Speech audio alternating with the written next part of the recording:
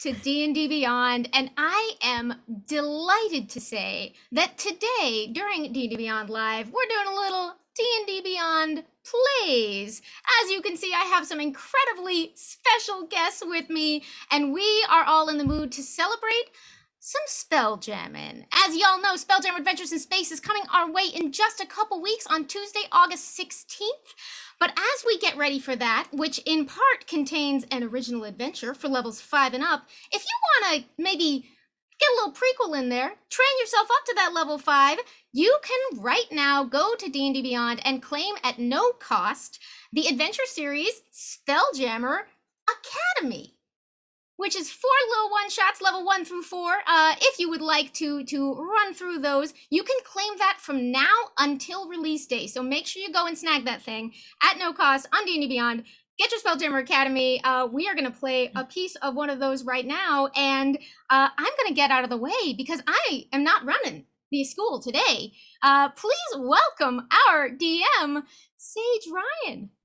Hi. Hello, friends. I am Saige Ryan. I go by Not Sage everywhere on the internet, and I am very, very grateful to have such an incredible group to run a game for today. I would love for everybody to introduce themselves, but not your characters quite yet. So I'll start with you, Aabria. Hi, I'm Aabria Iyengar. End of thing. What? Quitty. Oh, it's fine. You can find everyone on the internet Nightmare. at Quitty Don't and on all the perceive me. places and do it. Whole mess. Excellent. You've nailed it. Great. Thank you. Let's continue at that level. Be careful. My name is Eugenio, Amy take it. Dallen. You can Great. find me everywhere at Enthusiamy and here on D&D Beyond all the time. And I am unfortunately not going to Gen Con, so I need you to check out all of the cool stuff all of these people are doing, which we'll probably hear a little bit more about at the end because they stay very busy with very cool D&D stuff. Okay, whose level am I matching? I Raise got my it. I hand. mean, The other honestly, one. Me, look at me. flip a Be coin. me. Hold on. D4. Be D4. me. I'm Eugenio. Yes! There it is. Hi, everybody. I'm Eugenio. I do have Jazzy Heads on the internet. That's actually all, though, I think. Amazing. This is exactly the level that we should be starting out at because look, we're all just a bunch of sweet magical children heading to school today. So it's going to be a very fun adventure, and let's go ahead and get into it. Yeah. Each of you find yourselves just having finished up breakfast in the mess hall at Spelljammer Academy. The bell rings and you know that it is time to head to the simulation deck. Let's start with Varney. Where do you find yourself in just finishing up breakfast? Oh, Varney is absolutely in the corner of just like a little quiet area. She's holding court with some other friends. I don't think she ever does anything alone if she can help it. So she would have definitely like grabbed people to go get food and is sitting with them. And only at the last possible moment will she take off to go head to the simulation deck. And actually is like kind of hustling to get there. Because again, doesn't like to be alone. That's when the thoughts come in. And we don't like to be alone with those. And what does she look like?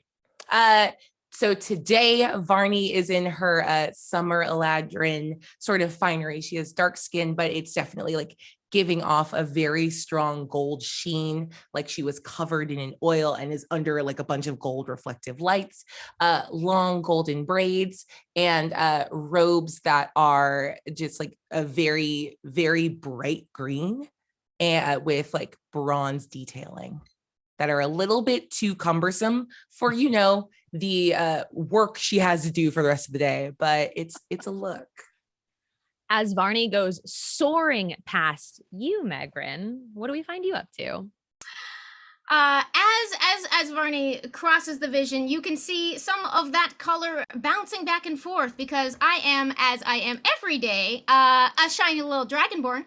I am double checking my life choices. Perfect. Because I did not magically forget which kind. No, I am a bronze dragonborn. Who just briefly wondered if she was brass for like 5 seconds. And it is this uncertainty that marks, no. Megrin Dardendrian is 6.5 feet of rippling muscle bronze dragonborn. The first glance at Megrin looks like a confident warrior striding through life. That falls apart pretty much immediately. As the second glance reveals a big, strong, very uncertain cadet. So the moment that I see Varney passing Megrin, I shoot to my feet, and I am sort of gathering my things hurriedly and trying to pack them back up, as I want, like, I can't be late. I cannot be late for the simulation deck. All right, as you make your way over, the bell's still ringing, punctually moving before the bell can even come to an end. We hear the sound ring across. Where do we find you picking up on that sound, Rodney?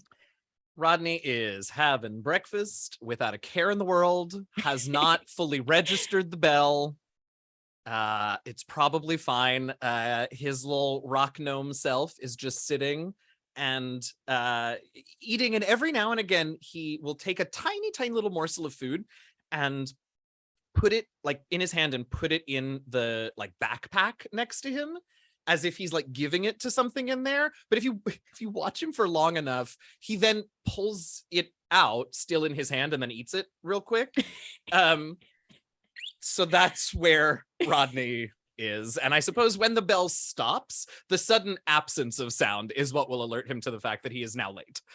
And you are left essentially alone in this like cafeteria setting as everybody has kind of rushed off, and you can hear people kind of shuffling in the distance towards the various classes that they need to get to as you finally can make your way over to the simulation deck.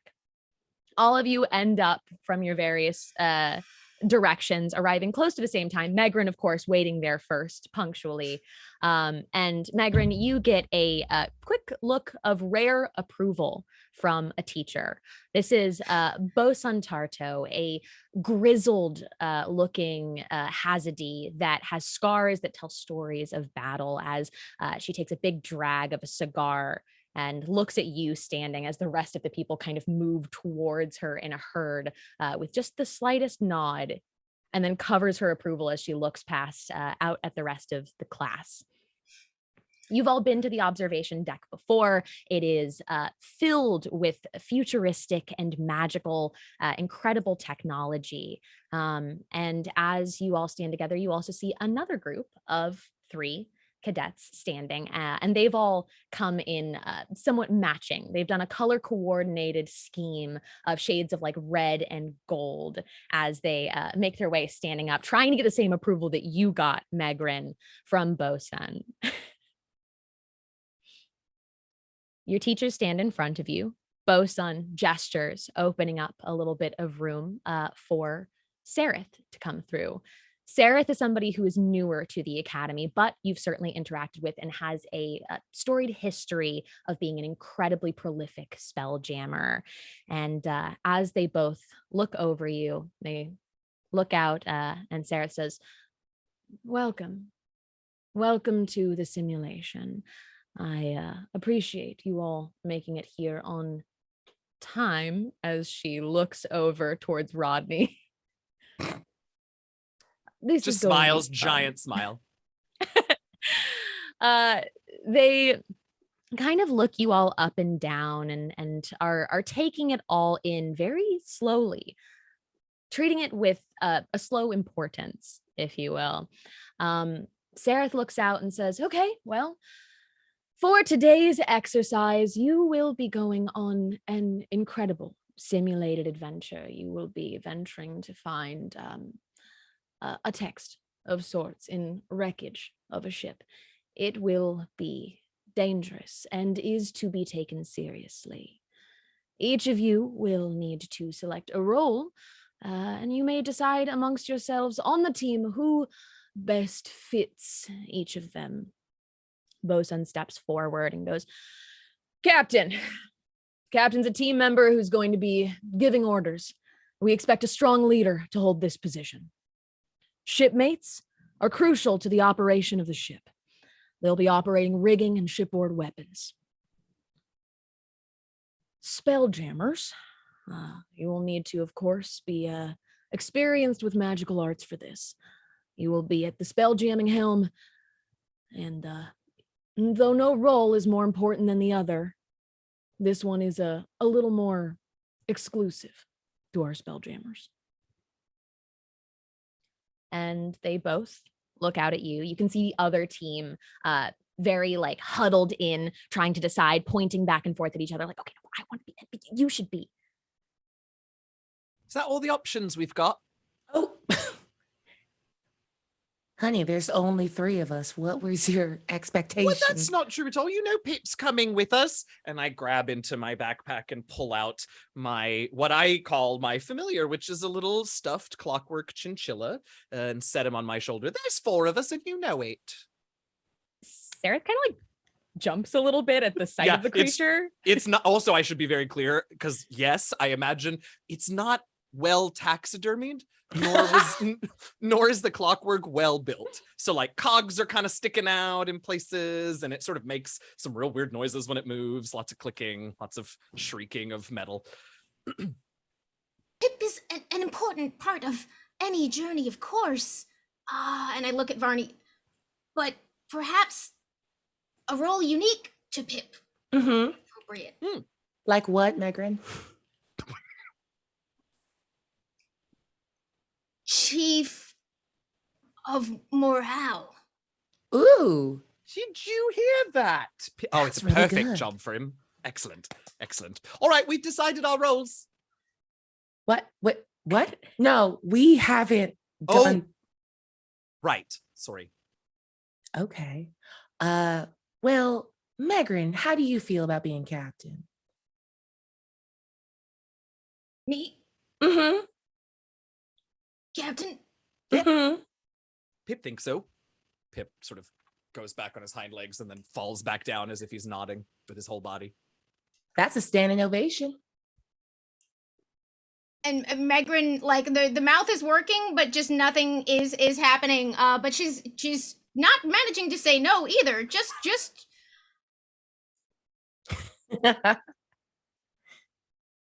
Okay, well, I'm going to take this pointed and frankly uncomfortable silence as a yes. Rodney, do you want to be the Yes? spelljammer? Oh, I suppose I could. I thought perhaps you might want that position. I certainly don't want to, disappoint anyone. Well, we could both do it since, I mean, I'm a cleric and you're a wizard. wizard. You're a wizard. Mm-hmm. You're a wizard. Yes, and my familiars proves it. Yes, you Yes. are. Yes. What are we doing? Oh, spell jamming. Right. Mhm. Happy to. Sure. Yes, of course. Great. And that leaves me with shipmate, the vaguest of them. Interesting. And you're sure you don't want to be captain? Now, I know that anyone that looked at me and went, oh, Varney runs her mouth a lot, happens to also be an order domain cleric that likes to boss people around. No, I'm good. Thank you. Thank you. This is what I want. Okay. Megrin, Yes. Megrin, is Varney lying to us? Is she upset? She seems pretty clear about what she wants. Oh, well, that's true enough. Sareth towering over probably most but you, Megrin, comes out of nowhere as they insert themselves in between you into your little huddle, and they're like silvery gray eyes make eye contact, darting around with each of you, and they hold out a hand that has 3 pins in it, one that represents each of the roles. Captain has sort of a little captain's hat on it. The spelljammer looks like the swirl of magic in a spell, and the shipmate is a little star. It is, in fact, the vaguest of them. Oh, goody. I think this one is mine.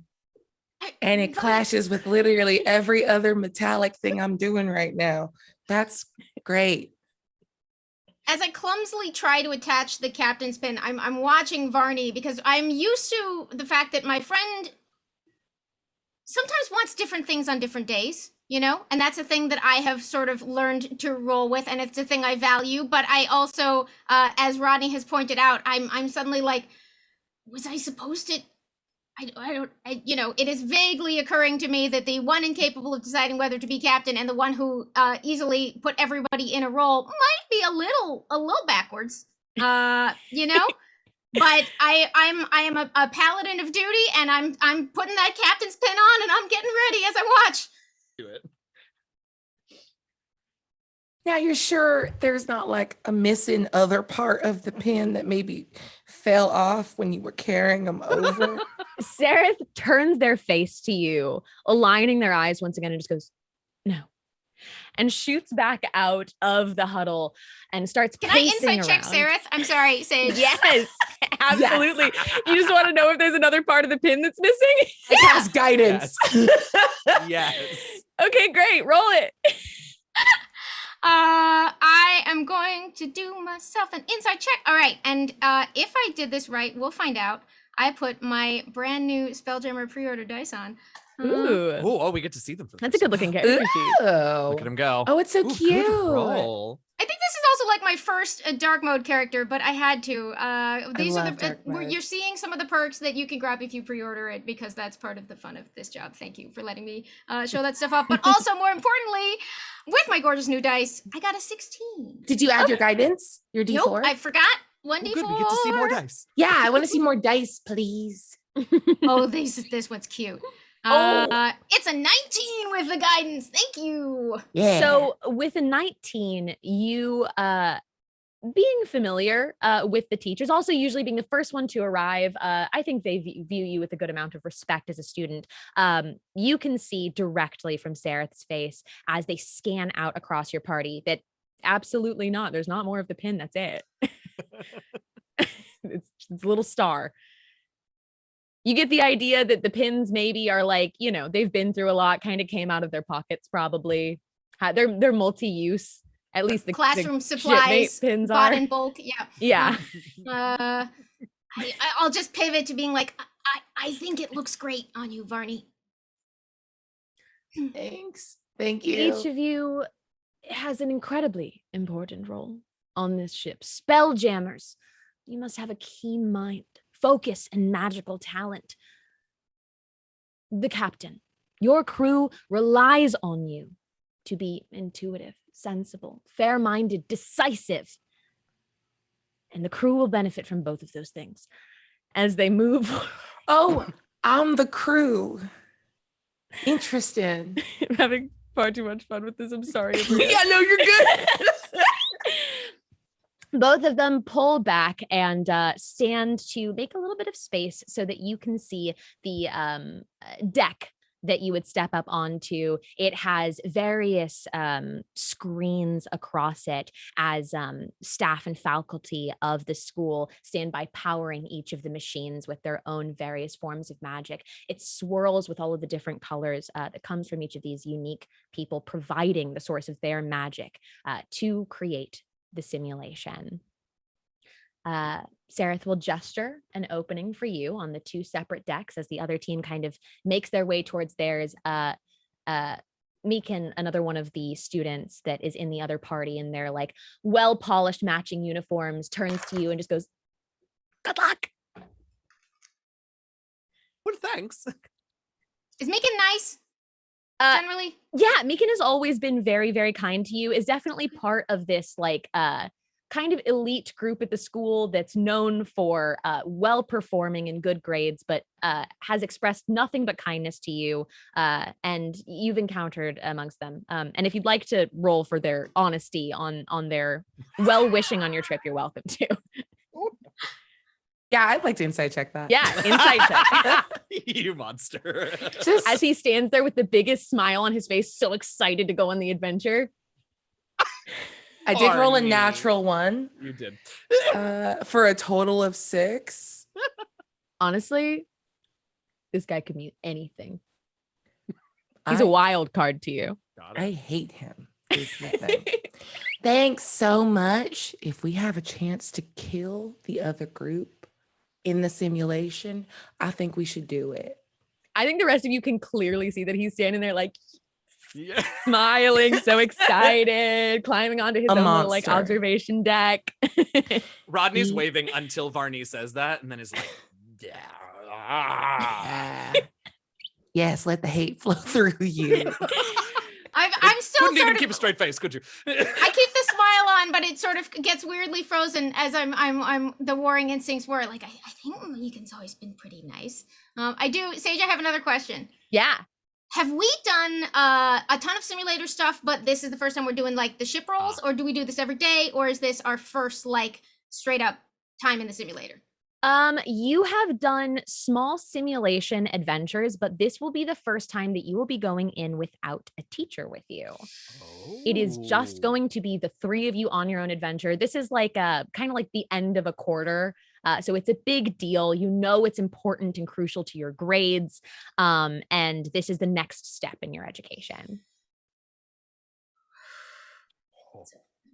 And they make room for you to step up onto the deck, which currently just stands large and empty, with all of the mechanical sounds of magic flowing throughout different gears around it. But it itself, there's nothing there. Okay, now, I'm so sorry. Captain, do you want to give a little speech or something before?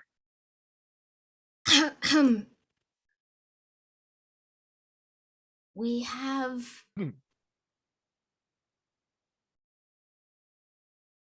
learned many things already, and we will apply them in useful ways on this adventure. And I look at Varney and I look at Rodney. And I am incredibly proud to have the best two possible people next to me for this grand experiment. Thank you for your faith in me as your captain. I hope I can rise to the level of this crew. It's all right, Pip. She didn't mean to not call you a person. Ooh. Oh, missed points, but generally very good, yes. It's good words, though. Yes, Pip thinks so as well, despite being left out. Meekin is actually on the other side of the observation deck clapping for you. Meekin, get out of here. Ducks behind the rest of his group. Go back to work. Stop. Back to work. Grades are a zero something. That's what they've always been There's saying. only so many points that they can give out. Yeah. That seems to strike home a little bit with Megan. Oh no. You hear the turn of a wheel on the ground, and it's the familiar sound of Mr. Blip, the autonome quartermaster, rolling towards you and starting to kind of like push and gesture you into the actual observation deck itself and up the few steps as it kind of hops on its little wheel to get up there with you. Excuse me, pardon. It is about time for your journey to begin. We will be adventuring into space today amongst your very own ship, the Hammerhead. Oh, that's The a fun name. eyes of Mr. Blip change depending on the time you've encountered him, and currently his eyes glow with a radiant soft green that seems like it's intended to be welcoming and inviting. He wears a little leather vest full of tiny pockets with appropriately sized gnome-sized tools. He has a bronzed mustache made entirely of metal and a little black bowler hat that he wears, all of it clearly fixed to his automaton person. Oh, he's so cute. And he looks up at all of you. Are you ready for your journey? I'm ready. Yes. Aye.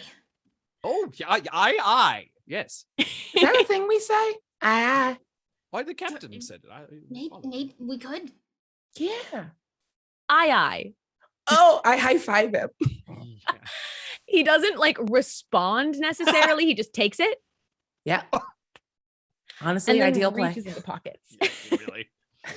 He starts pulling little tools from it and touching little parts on a deck that features a screen and various buttons, and then pulls from a pocket a map. out for you and hands it out. Goes to the captain and starts to aim it towards Varney and goes, oh, to, mhm, and hands it to you, Megren. Awkwardly pointing at the pin, leaning over, like, because I have to lean pretty far over to sort of gently take it out of his hands, but just like, thank you. Yeah, that's me. What you have is a wild space map. It shows a clear route of your destination and where you will be heading. It also has a sketch of a logbook. Sareth comes up to the stands and goes, each of you will find yourselves on a perilous journey.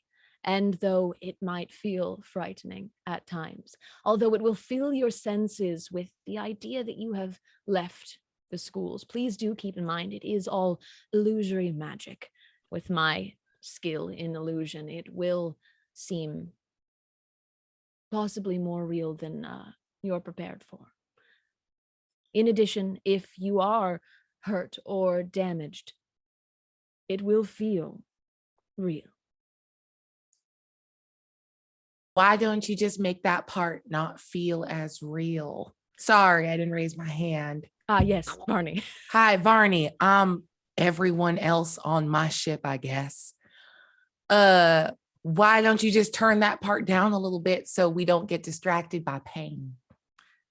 And they move themselves closer to you and they lower themselves a little bit. How tall is Varney? Like 5'7". Okay, so still pretty tall. Sarah stands Is at that about tall? like 6. Aabria, you can and I help cannot you? judge. Can I help you? What's your question? Yes, I think that's tall. Sarah stands at 6'3" because I am living out a power fantasy right now. Sage and I That's from a the full other foot side taller of than I am. We're like, yeah, legit, 5'7", nice. Amazing. I named the shortest height I can think of. Bria, I see you like 3 days a week. I will happily take the kick in the shins that's coming to me. I'm so sorry. Please continue your very good story. Sarah lowers themselves to your little height and goes, because one day I will not be here to make your adventures an illusion. And it is crucial that you understand the consequences of your actions. We will be here to protect you should anything go terribly wrong, but for your sake and mine, I hope that it doesn't. Okay. Could we have another Megrin speech? That was surprisingly not motivational, just terrifying. Bosun goes, nope, Oh! steps back up, drawing another breath of the cigar, and just a cloud is almost constantly surrounding her of this grayish smoke. And she goes, all right, your mission is to retrieve that book and get back safely. This is to be done well, not quickly. This will measure your abilities, not your speed. Understood? Yes. Oh, yes. And this is an Amy question, but it can be Megrin checking in my paperwork. I have a map and with a route on it, and I have the sketch of a logbook. Is there a description of the text on this paper I'm holding? Like what? Yeah. I recognize it. Yeah, absolutely. So primarily it's all drawn for you. There's very little additional text information. But what you see when you look at it is a kind of crudely drawn dotted line that follows along a path through definitely hand-drawn space. On it, you see a couple of like almost stopping points within it. That one has kind of a cloud of silver sparkle in it. One has small circles almost dotted onto it surrounding a point in your route. And the end has a drawn wreckage of a ship. It is just kind of pieces of it, and that point is circled as the end of your destination. And then you follow the dotted lines right back. On it, there is a drawing of a log book. It is a brown leather-bound book from the looks of it. Again, it's a drawing of it, and it has a symbol on the front that looks like a, I would describe it as like a swirl that kind of expands outwards towards the edges of it, the marking of maybe whoever's ship it was. Amazing. You had already given us the info I needed, but I didn't understand it the first time, and now I both understand it and have a lot more information. So thank you. You got it. I'm super excited. Just then, Mr. Blip rolls up towards you again and goes, excuse me. You seem a little shaken from your preparation for your journey. Might I offer some help? Is it help like that speech we just got about the pain? No. No, it is maybe to prevent pain. Oh, by all means, yes. Pip's terribly frightened of pain, you see. And given how Mr. Blip has like a pretty good lack of understanding of what people do anyways, Mr. Blip is like, yes, of course, and like pats Yes. Pip on the head. Mm-hmm. Mr. Blip turns around and reaches into a equivalent of a magical like junk drawer in his desk and like fumbles around in it for a moment and pulls out a few things, putting them back, and then turns around with arms full of 3 objects. One is a small pole, a rod. The other is a pair of boots with little wings right at the heels of each of them. And the other is a rock. Holds them out to you.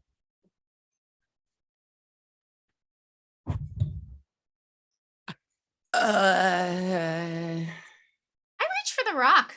Huh. If I was playing Excellent a different choice. character, I would have immediately handed Abria's character the rock. But anyway. You saw Varney was like, I understand on a spiritual level that I'm supposed to take the ding dang rock, but I will not.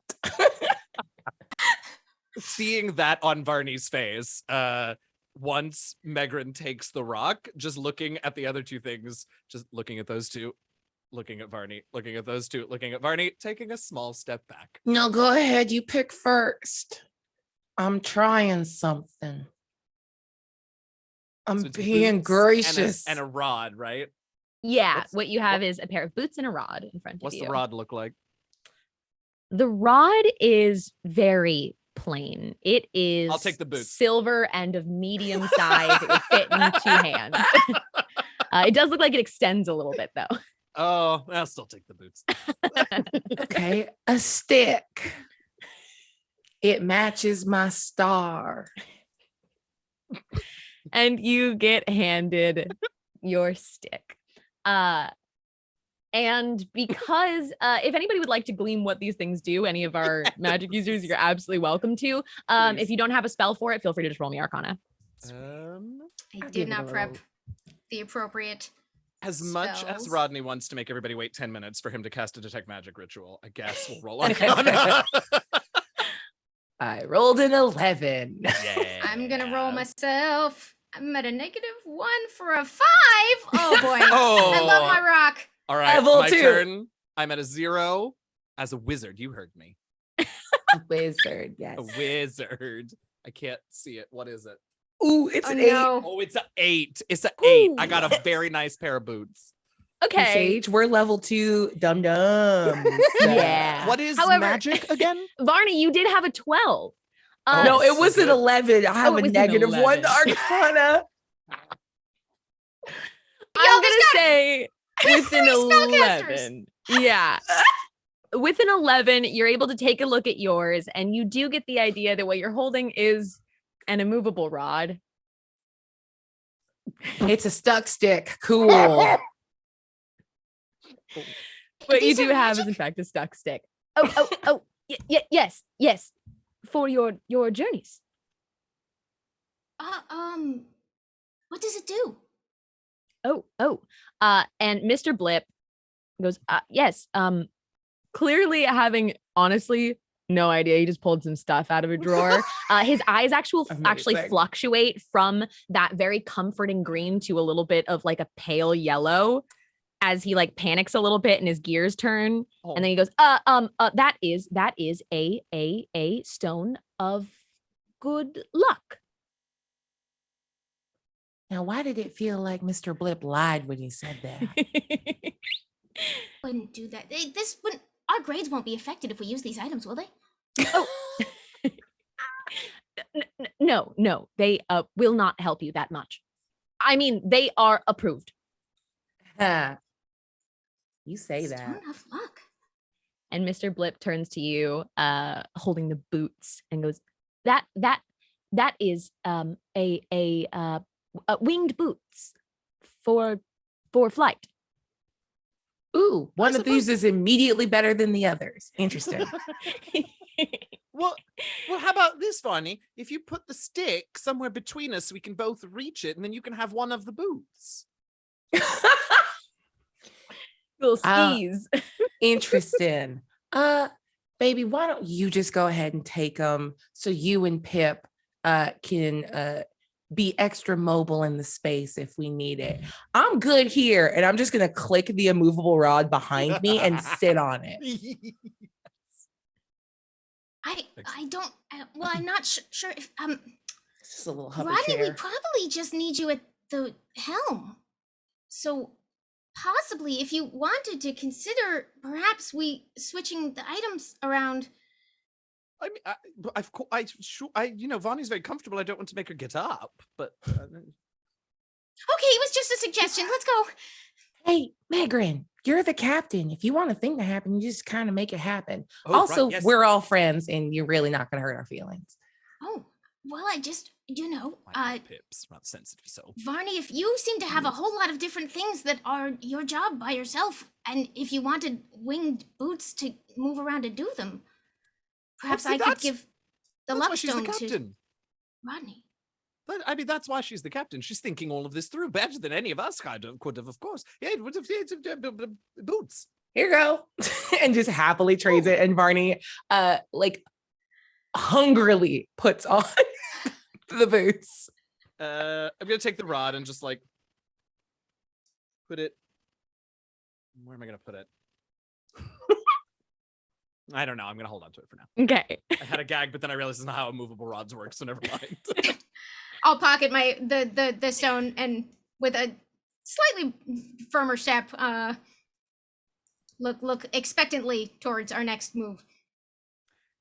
So you've all been ushered up onto the platform of the simulation deck, and you see a magical force start shimmering around your classmates who have been standing on their own. There's shimmers as they kind of utilize their magic, helping the teacher, even though Sareth is kind of standing there going, I've got it. I've got it. Stop. Quit it. And your dear friendly friend is sitting there like, but I can help. Actually, I can help. I can do it. I can. And Sarah kind of like swats at his hand. Okay, all right. And you see a ship start to take form around them as Mr. Blip flips a switch and Sareth sets up and pulls one hand out the other side and forms both ships around you at the same time. A swirl of blue and white energy encases you. The room slowly melts away and disappears, and you find yourselves in the deck of an indistinguishable from the real thing Hammerhead Ship. The Hammerhead Ship is something that you know to have been a training vehicle, but you have personally never gotten to take out before. It's certainly for a more advanced part of education than you've ever been able to access at the Spelljammer Academy. The front in the area with a helm essentially doesn't have as much of a traditional wheel as much as a platform for a spellcaster to stand and pilot the ship. You see two giant mangonels on either side of the ship as reinforcements, as weapons, and one giant ballista also towards like the front right portion of the ship. And you are alone and suddenly in space on your ship. Oh, buddy. Run over to the platform and then just stand there. So, question for the captain. Are the ship's guns, is that what the star does? So, Tat. And I would just walk over to the ballista and start murmuring at it in Sylvan. You know what? It's a magical ballista, so it kind of like turns a little bit as you talk to it, like Yeah, gesturing good. almost with its shoulders if it had them. Yes. Okay, yeah, sure. And the mangonels are essentially like those giant what is the word I'm looking for? You know, slingshot giant things. Trebuchet? A trebuchet. Thank you very much. Except it's not a catapult. It's not a catapult. It is similar to a catapult. It's like a trebuchet, but it's entirely powered by you. So I will say, in a traditional sense, with a bigger party, typically it would take a few people to man it. We'll just use like a couple rounds of action for you to handle it by yourself, or you can ask for help from a friend if you need to use it. But you should be fine. Cool. All right. The area around you, Rodney, starts to glow. And Oh no, I step off the platform. It stops. Did that... Mr. Blip, I'm so sorry. I think I've broken the illusion. no, Rodney. It's Oh, your right. magic. I'm right. Sorry. Right. No. Yes. Drive. All right. And I'll step back on. It's your It wizardly glows once magic. again. Great. All right. A couple of small tubes on the deck in front of you start to glow as a little bit of that leftover blue and white magic from Sereth flows through them, creating a current back and forth. Just sort of play with it. You move a little bit of the air out of it on accident, and it kind of like sputters like it's going to power down. Powers back up. I'm going to need everybody to make some rolls. This is going to be to see how well we plot a course and take off. For our captain, I need you to make either a survival or persuasion check. For our shipmate, I need you to make an athletics or acrobatics check. Oh. This is going to be for handling the ropes, the literal operation of the ship. And for our spelljammer, I need an investigation or survival. Amazing. Huh. Okay. I can tell we love those stats. I'm gonna roll my persuasion. Let's see. Which I forgot I did actually pick up. Dirty 20. Ooh. Nice. Rodney's survival check was I believe it was a 4. Heard, seen. Okay. Yep. Amazing. Shipmate got a 22 because she's actually high-key very into this. Perfect. Fantastic. So making up a little bit for the messy misplace of the magic in the front of the ship, it's all kind of honestly covered by how smoothly you're able to navigate and operate the rest of the ship, from setting course and charting for your destination to literally powering up and kind of battening down the hatches as you take off. You take off soaring into space. There are glass-filled windows along the side of the ship. Out them, you can kind of see the front of the ship taking that shape of a hammerhead shark. It feels so much bigger than the platform you were on, than the room that you were in, and everything feels, smells, it sounds like space. It's quiet as can be outside of this ship, minus the hum of the engine and a little bit of Rodney struggling at the front. It's all right. Don't worry. I've got it. No. Oh, nope. Now I've got it. No, you have. Megran, you have the map. How would you like to guide your team? I would like to make sure. Can Rodney see while he's doing this? Oh yeah. How much of my helm action is completely blind? You can see, absolutely. Okay. There's essentially, because you would be in like the head of the hammerhead shark at the Okay. front up there, there's like a Right. large glass space in front of you, showing you space ahead of you. If you stand right at that platform, it almost feels like you're no longer in the ship because you are encased and surrounded by glass. It would look almost as if you're floating. I will come up beside you, Rodney, and say, how's it going, our Spelljammer? Well, now that we're out, and do you know what I never really thought about? There's very little that you can sort of crash into in space. It's great. Mostly just empty areas. I mean, until it isn't, but we'll deal with that when we need to. As you say that, a crackle of electric charge shoots through the ship, rumbling the entire craft. A ship. I'm 85-90% sure that wasn't me this time. Another one cracks through the ship and a small fire starts ablaze up in the cockpit area. Oh, definitely not me this time. Pip, handle it. And Pip is going to rotate on my to be clear, not walk. None of his limbs move in the way that a creature's limbs should move. Turn towards the fire. His jaw is gonna drop open way further than it should, and a ray of frost is gonna fire out of his mouth at the fire. Amazing. Is a ray of frost a roll to hit or a save for the fire? I do at this moment wish it was the same, but it is a roll to hit, which I can okay, yeah. It'll be a very low DC. It's right here. You're good at this. Yeah, well, we've seen how I've been going so far. That's a 19, though. That one was okay. All right.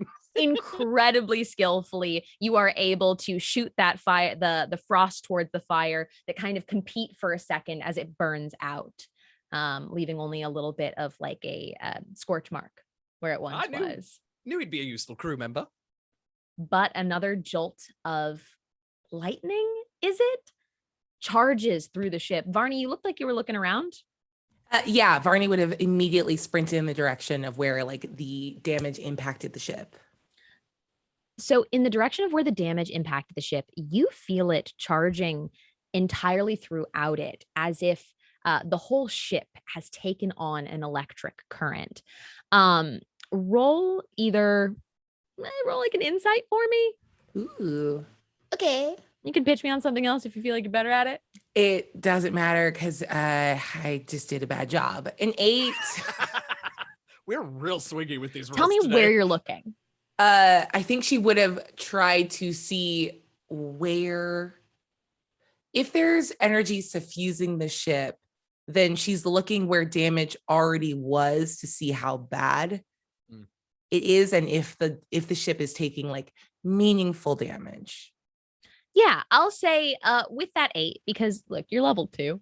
Level 2. You see another small fire sprig up near a window. A set of mystery mechanical objects that seem like they power the ship in some way set a small like blaze next to a window where a kind of thud hits and the ship jars to the left a little bit as you see out that window a large silvery gray figure, too close to make out what it is, but almost entirely blocking the window and moving past it.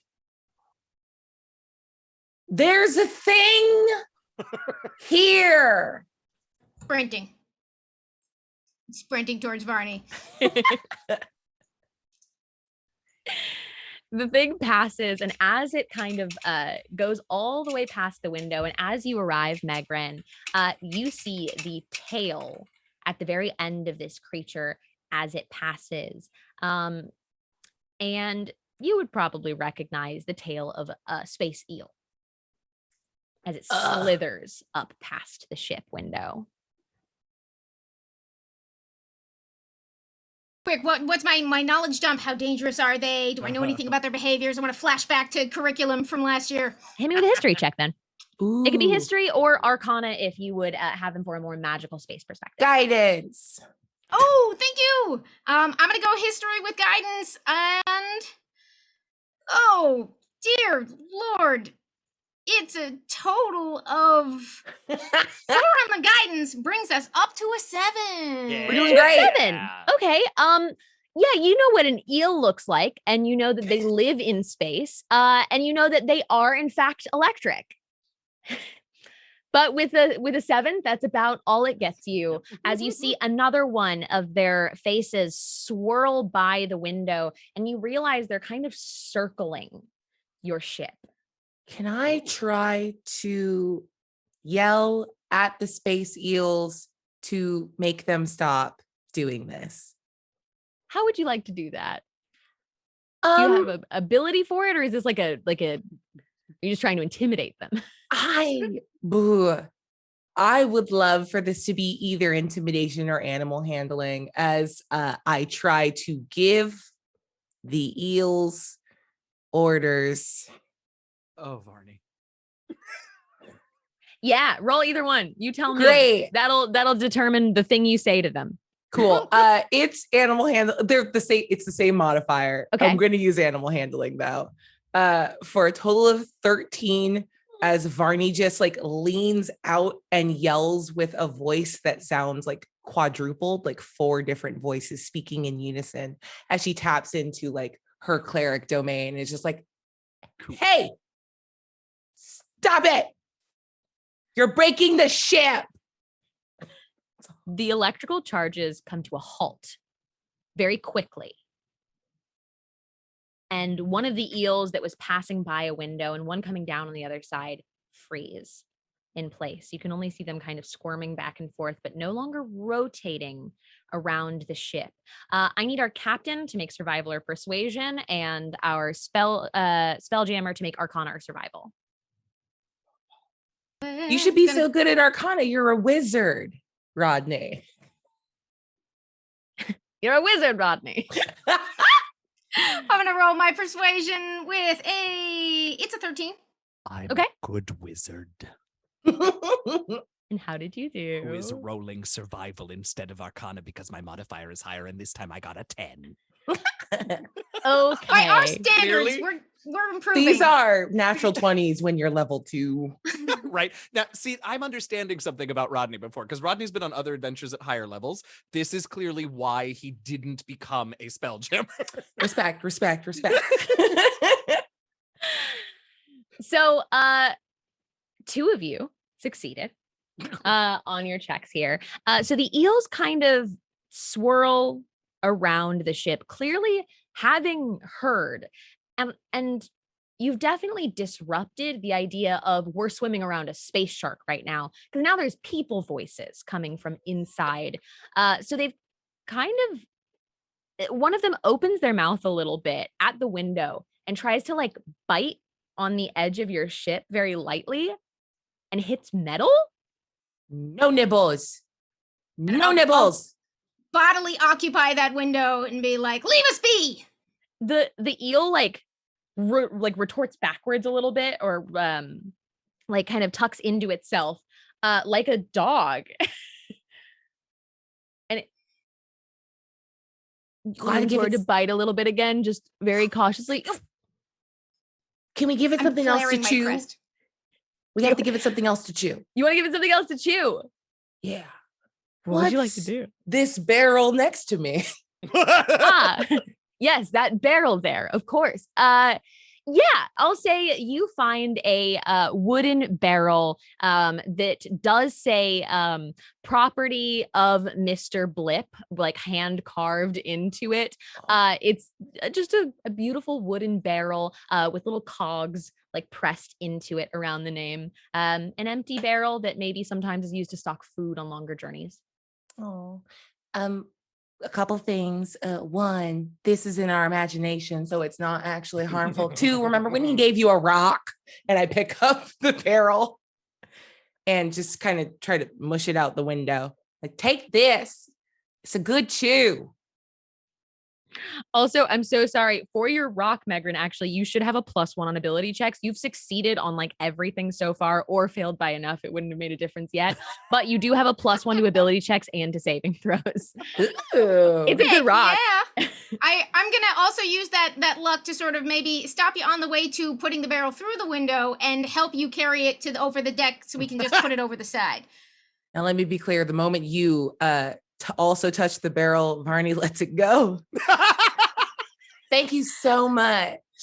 Oh, I'm yeah. not used to physical labor. I'll sort of hoist it in one hand, but like I got it. It's a great idea. Thanks, Cap. Yeah, right. You can absolutely get to an upper deck that would allow you to release it essentially into space. And roll like a strength for me just to like hurl it. Guidance. Use your +1. If I'm next to you, I'm casting guidance. And while you're rolling this, can we briefly just say that when this plan was concocted, I had Pip go over and flavor the barrel with prestidigitation. Yes, absolutely. What's it? What do you flavored want? for? Yeah. Oh, What sorry. Well, I did roll very poorly on my survival check. So what might upset an electric space eel? Yeah, I would say that it smells like herbs and spices. Oh yeah, like I flavored it for us. That's exactly That's exactly Yeah, it. it smells like approximately 11 herbs and spices. Yes, that's my standard flavor with prestidigitation. 11 herbs and spices. Yeah, it's a I little love it. strong, but it's definitely noticeable. Yeah. We got a Okay. 16, a 3 on the guidance, and a +1 from my stone of luck. So I'm tossing the delicious to me. It smells great. Barrel over the side, please. Amazing. The eel that was trying to bite down on the like window of the ship immediately smells the herbs and spices and darts towards it. The other 3 eels that were in its little school dart in the same direction as they're all like chomping at the bit, trying to get to this barrel and competing for it. And they move out of your way. The ship engine kind of hums back up again in a low movement, and you are free to proceed in space. Right. I'm going to wave that map in front of Rodney again, sort of feeling like, maybe I just wasn't super clear about the direction so far, but just like trace out. It looks like the next port in our journey is going to be right along where they've got the dotted line here. You're doing a great job. Do you know what's funny though is that I don't see the dotted line out there. I think we imagine it. Oh, well, but that's silly. I could imagine it wherever all right.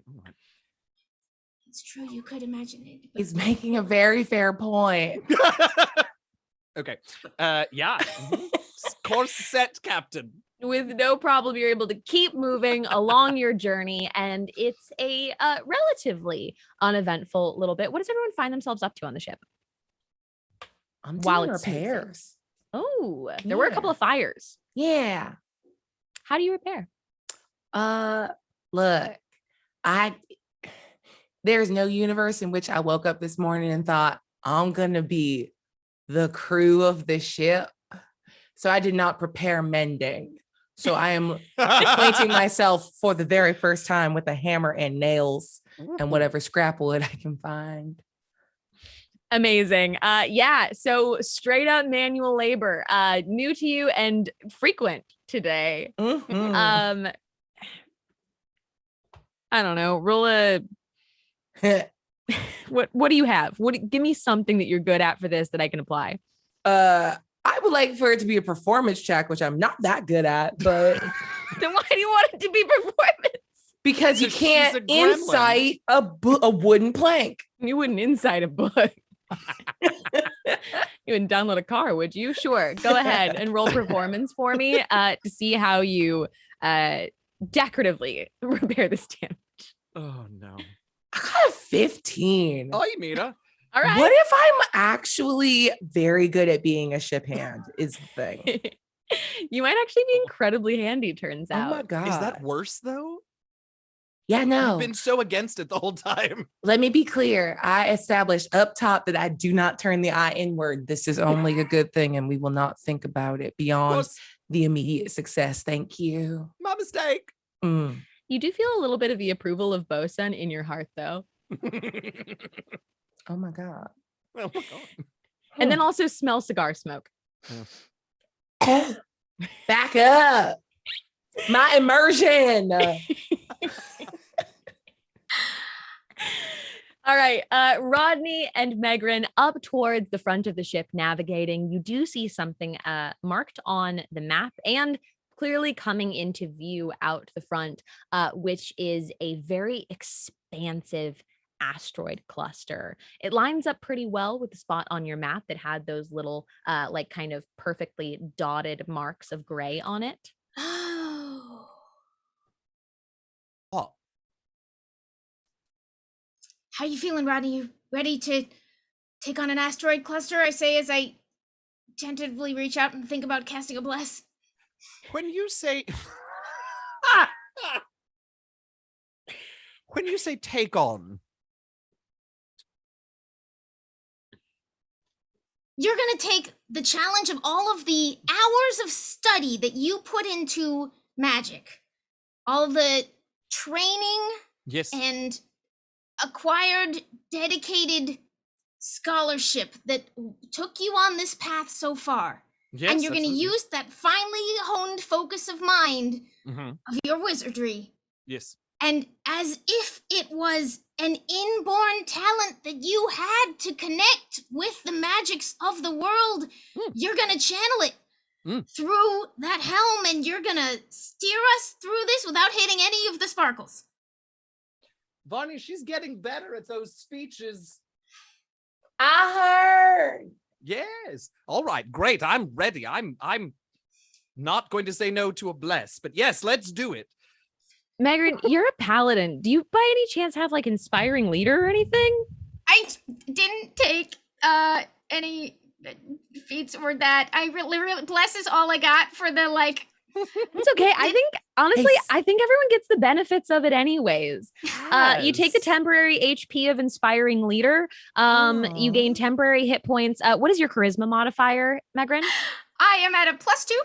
So everyone gets a little +2 temporary HP. Oh my God, thank you. Oh, Feel a little bolstered by it. Ooh, right. nice. But you are hurtling towards an asteroid field. Okay. Less nice. And we will follow through and throw that bless on. It's only going to help if you attack something or make a saving throw, but it can't hurt either. Soft bronze glowing magic extends out of my hand and will suffuse you and Pip. Oh, Both of them. Yeah. For what it's worth, and this has for sure happened before, despite Rodney's insistence that Pip is in fact a creature that is his familiar, spells that have to target creatures never quite work on him. The thought that counts. Yeah, it is the thought that counts. That's right. I don't have an I'm gonna have to learn an illusion spell to just like put little magic auras on him so he doesn't feel bad. You're approaching All right, this it fails asteroid to field. illuminate Pip, but it kind of goes through him and lands on your shoulder. Yeah, okay, great. Yeah, I love that. Oh, look, there he is right there. Just roll in it. That's right. We'll tell you that later. Asteroids expand in every direction. You can see clearly where the asteroid field starts, but you cannot see where it stops. It goes as far as you could see out of a window, up and down and left and right. And there is room in between the asteroids for you to move through it, should you carefully navigate. I mean, all right, we'll try. Can I scoot over to Varney and just be like, if you got a good look at the stuff we got on board, any chance you can fling something at one of the smaller ones? If just, I think Rodney's got it for sure, but, if just in case. Yeah, I got that. You certainly got big weapons. Yeah. Are you giving me permission to use the big guns that thank you. Yes, I would love to use this trebuchet. Yes. Awesome. I appreciate you very much. And I'm going to run up to the top. And if I can run past Rodney, I will kind of just pat him on the shoulder. I'm going to try to catch Pip's little foot too. Oh yeah. And give a little guidance to you as you're It going. falls off. The foot? Oh no. I got to remember mending in the future. Dang it. That's on me. That's and all right. then, Oh, it happens all the time. Don't worry. and choosing between, I'm going to go to the ballista. Why not use the biggest one? All right. So, the ballista sits at the front right corner of the main deck of the ship. And usually you would need like a few people to operate it. Just give yourself a couple of turns, essentially. We'll just make it take a little more time for you to operate it. But that is a +6 to hit with it. So roll that for me. What stat am I rolling? Like an operational thing? Yeah, I mean, so this is essentially just a roll to hit. So let's do a flat D20 and then you get the +6 benefit of the weapon. Love that. Okay. I'll just roll a D20. Please be good. It was not. What can you do with an 8? Yeah, that was a 2 on the dice. Includes the +6. It does. It does, Sage. It does. I'm going to say with that, you can spend a couple more turns trying. Thanks. I'm going to let everybody navigate and then you try again in a minute, or you can ask for help. I will not. I'm going to take the time myself. Thank you so much for the opportunity. Okay.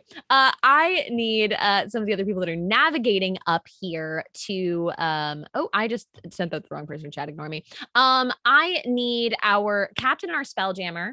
Captain, please make a survival or persuasion, and spelljammer, please make an arcana or perception. Or perception. All right. I don't know why I got excited. Natural 20. And I rolled above a 10. I think I got a 14. I don't know. I just thought it was not single digits. Incredible. Y'all are absolutely nailing it. You are like dodging and weaving perfectly, sliding up against where it looks like you might hit one, and perfectly navigating this asteroid cluster right now. But there's a pretty big one coming up towards the front right corner of your ship. Varney, roll it again for me. Okay. The dice are good. Sage, you were kind enough to pass me something to sort of help us keep track of what we're up to here as that roll comes in. Yes. So you can take a look at what kind of the stats of the ship look like for everybody. Megran, do you want to throw her that rock maybe? Yeah. Have a little +1. It's going to hit her in the head and fall overboard at this rate. It really will. I'm gonna toss that rock on over there. And Jonathan, we can take a look at the handout to familiarize ourselves with our beautiful, beautiful ship things here. We're some basics. This thing can run with up to 15 people, so we are certainly skeleton crewing it a little bit. But as I take a moment to soak in the beauty of this ship as I run towards Varney and maybe toss a little stone of luck in your pocket there. And Sage, if you'll allow it, I would take, if I can do an insight check to see whether Varney could use a hand here. Absolutely. You don't Varney, have to make that roll. I'm struggling. Yeah, if you're not trying to cover it, you can absolutely see that, Megran. And if you would like to assist, you can roll it as well. Yeah. I would love to take a quick assist there. I Let's kind of give it want to scope out advantage. the sitch, and with that help, roll mine with advantage. So I'm going to leave this up to you. Varney, you've been having some struggles with your rolls. Would you like to roll it again to take advantage with Megran's help, or would you like Megran to roll it? No, I've got this. All right. I'm help action all the way. I sort of belatedly being like, oh, this thing needs 2 people. What was I thinking? With the +1 rock and the to hit, we are now at a crisp 26. She needed help so badly. So badly. And look at that. Maybe a lesson was learned. I've learned Maybe nothing. now Varney knows that the ballista arrow comes out of the other end. Oh my God, I've been doing it backwards. They're counterintuitive, these things. She went to the correct end of the ballista, and you can just hear Varney go, oh. Got it. How did we get accepted? Incredible. It fires out an arrow like a massive crossbow that shoots straight into the center of the asteroid, blasting it through the center of it in your path, and it turns to a sparkling dust. The dust actually sparkles with a little bit of that blue and white magic as it disappears into space around you, and you have a perfect opening to proceed. I didn't know asteroids exploded like that. How exciting for when we get out in the real world. Oh, Barney, incredible shot. it was thanks to you, Captain. Thank you for your help. But you should keep this rock. Thank you. I appreciate it. And you. Thank you. What's wrong? A few more of those and we can take on anything. A few more what? Like kind moments between us? Or just pointing the ballista the right way? Oh, well, I meant you just demolished an asteroid, Varney. I just need you to deal with that. It was like an imagination asteroid, but okay. Thank you.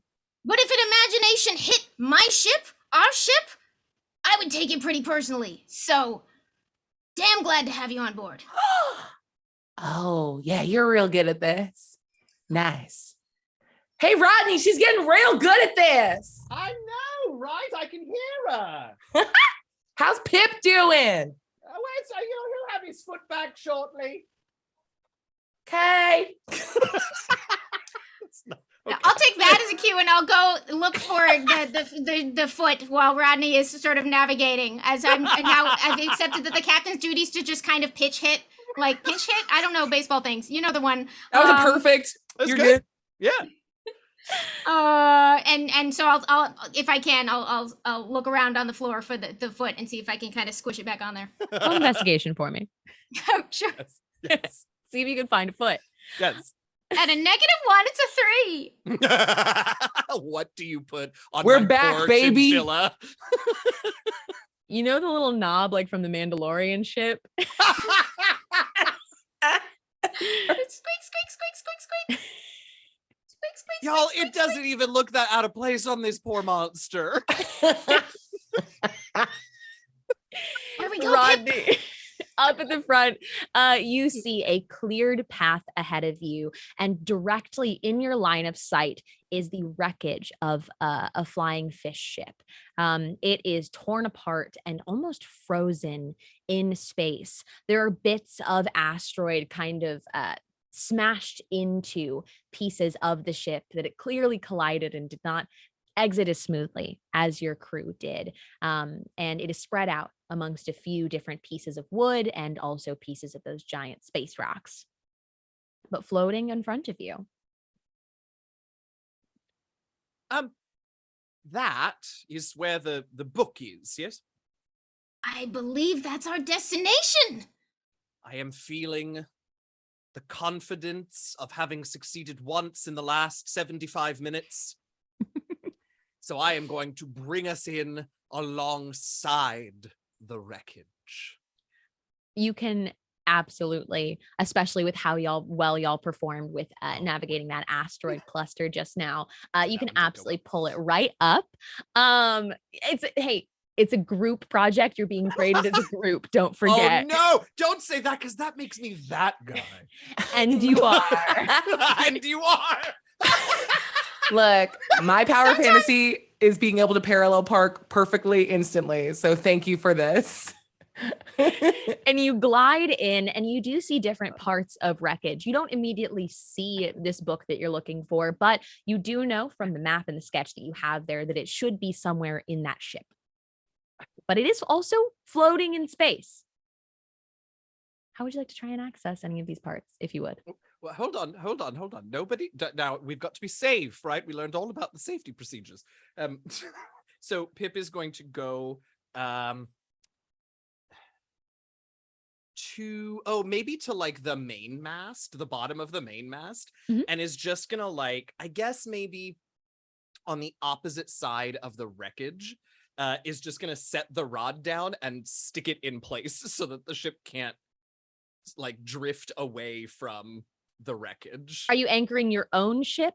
Yes. Amazing. Yeah, the immovable rod will absolutely allow you to do that. You have your little space anchor holding it from drifting into the ship or away. That's all right. Anchor set, Captain. Oh, well done. And what is the rod is connecting us, like just holding us in space or connecting us to the other ship? It's holding it's keeping the ship from drifting away from the wreckage. So Awesome. We're not, to be very clear, this is like the bare minimum of safety. We're not tied. It's just there. The ship now cannot move in one of infinite directions. Got it. But I still take that as a very encouraging sign. Do I know, Saige, do we come equipped with like a gangplank of some kind, or have we practiced sort of like going over the edge and surfing the gravity towards a destination? This is your first time. You do have standard adventuring gear, so you certainly will have rope with you if you would like to attempt that, but you've never like spacewalked, for instance, and like swam through space. And you might not necessarily just diving off into space have the best ability to navigate that. But I'd allow you to try with warning. Respect. How far away is it from like our edge to the edge of? How closely did you dock it, Rodney?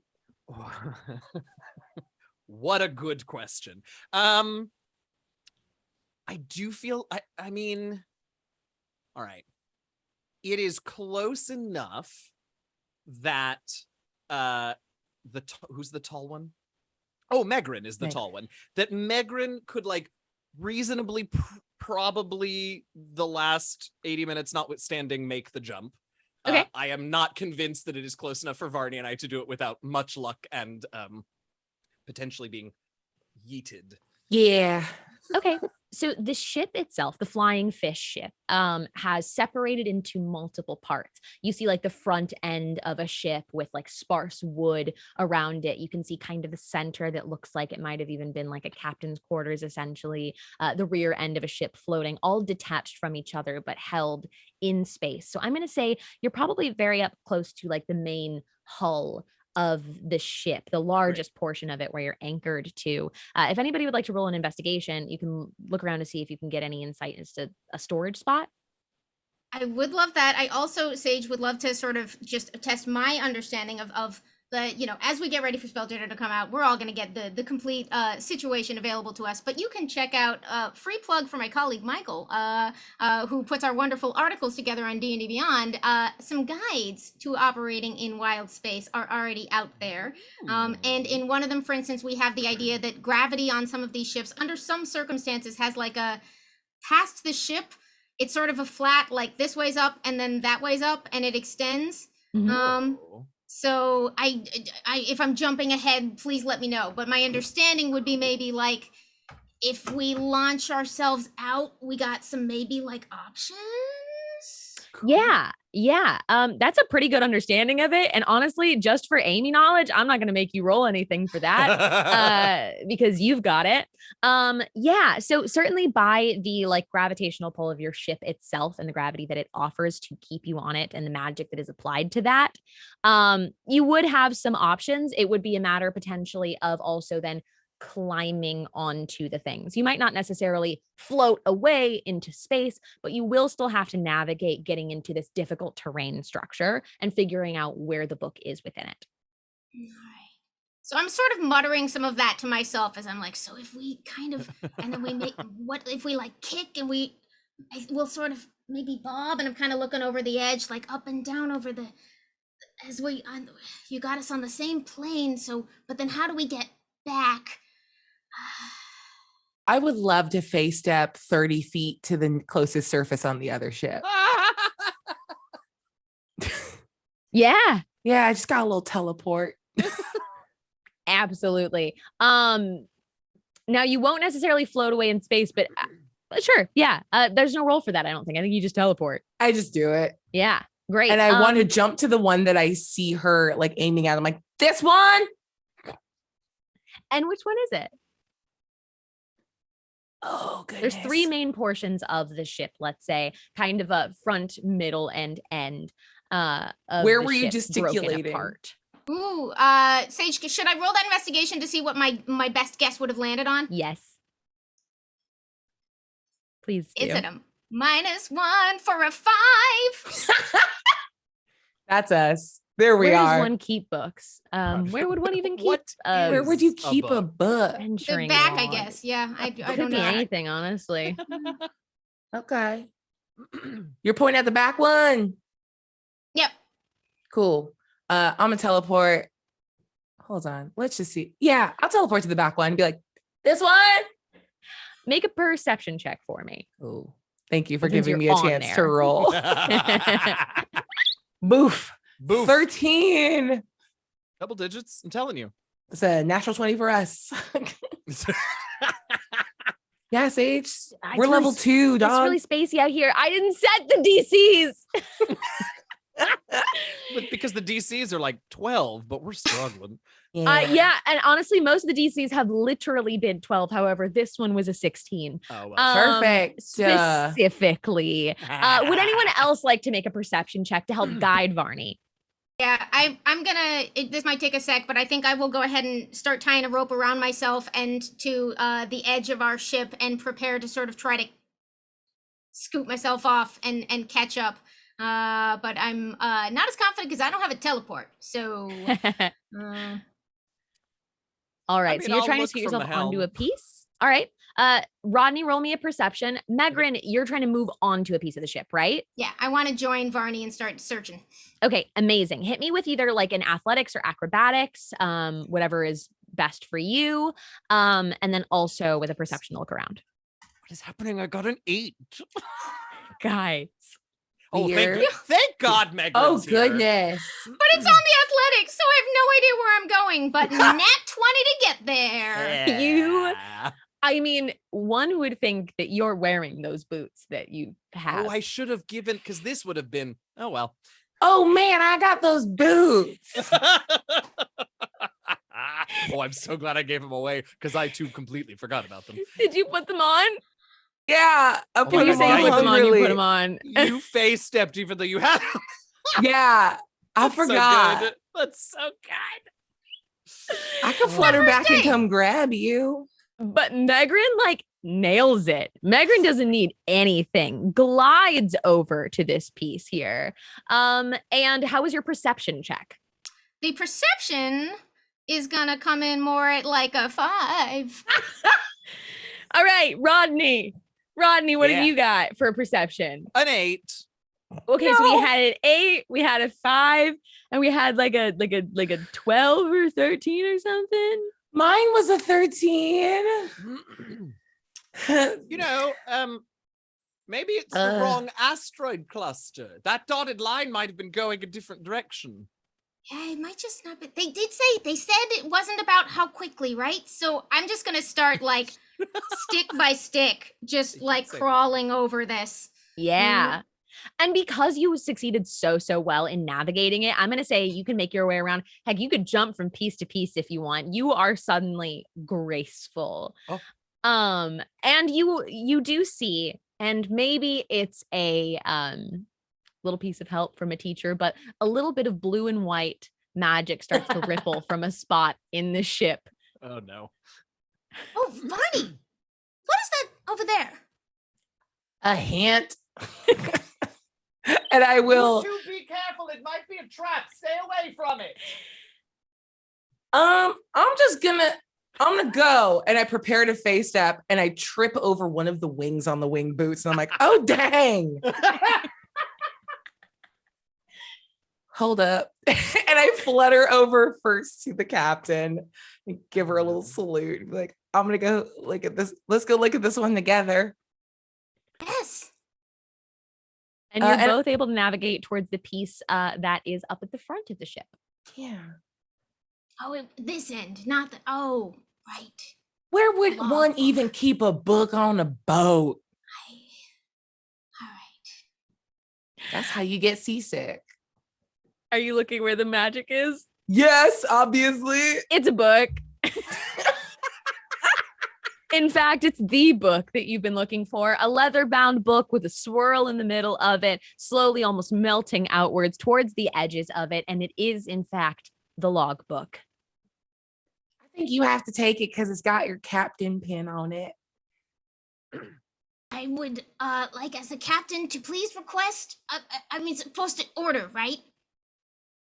Mm-hmm. Crewmate Varney, please retrieve our objective. Aye, Captain. And I go and grab the book. That book. No problem. Yeah, you've got the book and you're out in space. Would you like to return to the ship? Yeah, you think there's anything else cool? For like extra credit? My eyes just start sparkling at that sound, and I immediately go back to staring at every stick.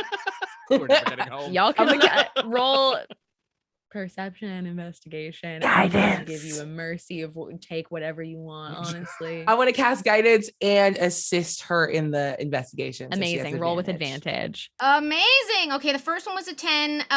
The second one is gonna be did I just roll that flat instead of adding okay, well, it's like an 11. Okay. Yeah. Okay. That was with your modifier and with the because I'm investigating, right? You could do investigation, you could do perception, whatever is best for you. Oh yeah, or it's a 0 or a -1, and I got a 10 with a 10 on perception or a 7 for the reroll with 2 guidance. So when I said 11, pretend I said 12. Okay, amazing. Yeah, with a 12, you definitely find a cool captain's jacket that has a little empty spot where there's a hole in it that it looks like a pin used to be there. Oh my God. Captain, permission to put this on your shoulders. Granted. Yeah. What would you like it to look like? Design your perfect captain's jacket. Ooh. Okay, if I get to describe then, Mekrin is a bronze dragon, right? Mm-hmm. Ooh, then I think the kind of colors we've been doing like a little cute bronzy thing. What color? I don't remember what Rodney's outfit is today. What color are you wearing? Color, as if there's just one. Just the one color. A bunch of like yellows and golds and silvers, and then there's this the overrobe that he is wearing today is like this bright fuchsia. Amazing. Yeah, okay. It's not. I mean, it's something. Well, I really like the yellow. So I think it's a mixture of the yellow and green that me and Rodney are wearing, run through with the bronze of your scales. And it ties us together like we were thematically coordinated. And I think we look cooler than the other group. Yeah. Dressed like a bunch of Gryffindors, those nerds. Yeah. I want to pin the pin back in through the hole and sort of just look at it and be like, this is pretty darn snazzy. It looks good on you, Cap. Thanks, Barney. You do have to take a turn next time, though, because you would be very good at this. There's no universe in which I don't do it every other time.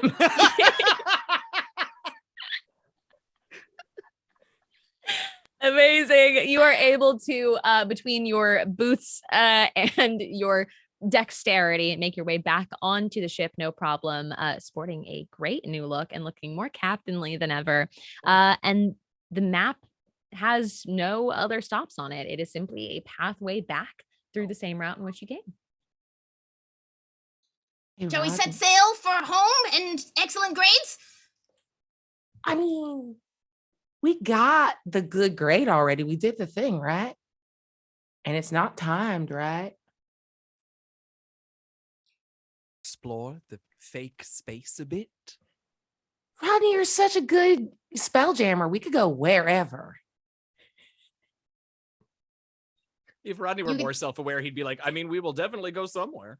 A war is occurring behind Megran's eyes at this suggestion. It's like they did say it wasn't about speed. Spelljammer, if you would, a route home.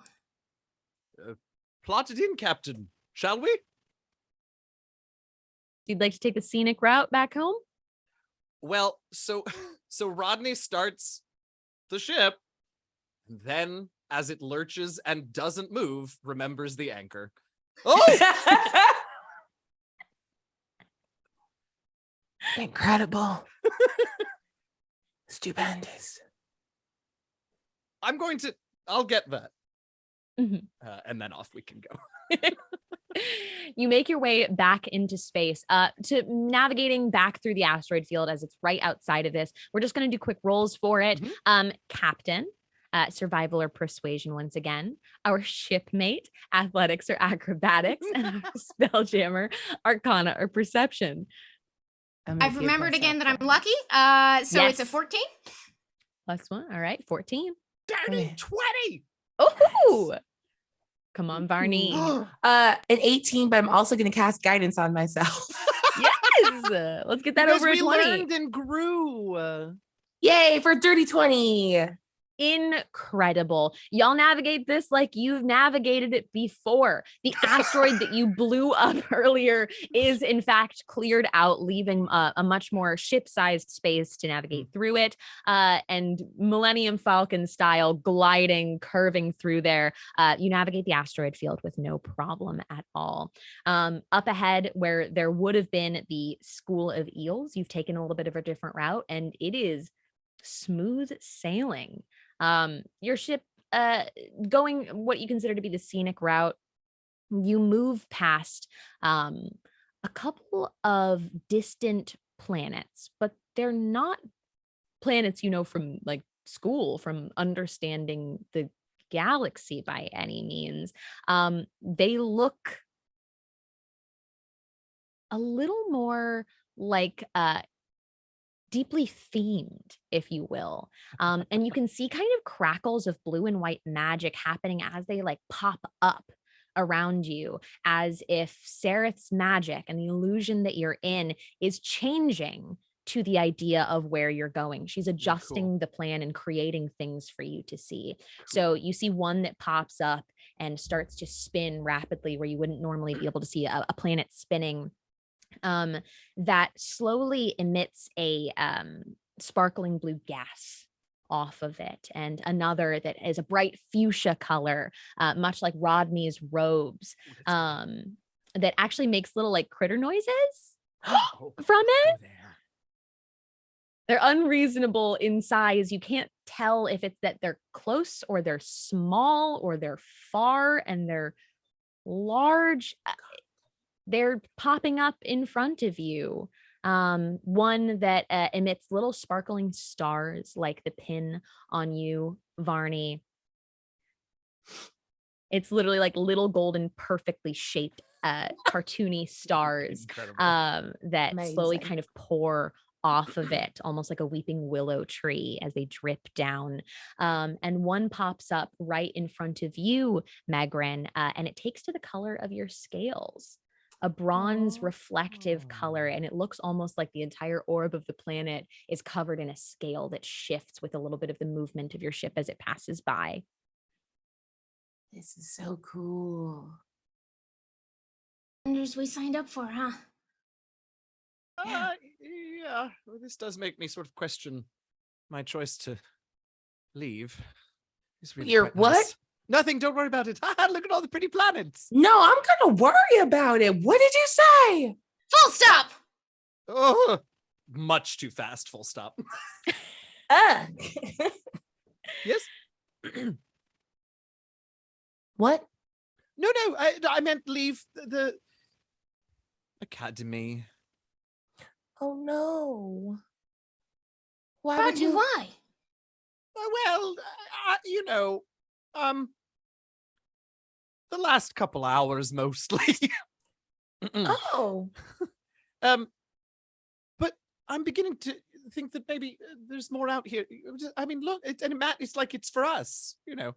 I mean, I realize it's literally for us. She's creating that match. What Yeah. I get. I mean, I understand that, but you know, certainly the possibilities are endless. So maybe. Rodney, is there anything in particular, like a smell that you would recognize? Maybe something a parental figure cooked or something growing up? Oh, I wish it was that nice. It's the smell of like a soldering iron that my parents used to use when they would like work on their tinkering and such. Oops, there goes Pip. The bright pinkish purple planet almost looks to be following you and getting larger, and it starts emitting that very familiar smell as it dissipates into space. I'll have to consult Pip, of course, but message received, and I suppose I could stick around a bit longer. Oh, besides, I forgot, Varney. Mm. And I sort of pull off the knot leg that Pip has on. And I hand it to you, and you see that I've sort of messed with it a little bit, and it fits over your very plain pin, and it lights up little starlights to make your pin a little more exciting. And I thought, well, you know, I mean, she's got a jacket, and I have this stick, and you know, your pin was so plain. It was really plain. Thank you. Yeah, oh no, it's no big deal. It's just fine. You know, It's a big deal. Oh. And if you want to go, you can go. That's okay. We'll still be friends. You I might be on a appreciate different planet. I should probably stick around. Well, yeah, don't go now. Okay. But if you go, it's okay. We'll see. Okay. The quietness of space is suddenly cut through with the sound of a screech in the background. It sounds like it's coming from all directions. As a ship comes into view. It's not the other Hammerhead ship of your classmates. As it approaches, you see the large point of what looks like the head of a squid barreling towards you as it careens in and almost kind of like glides up and drifts sideways.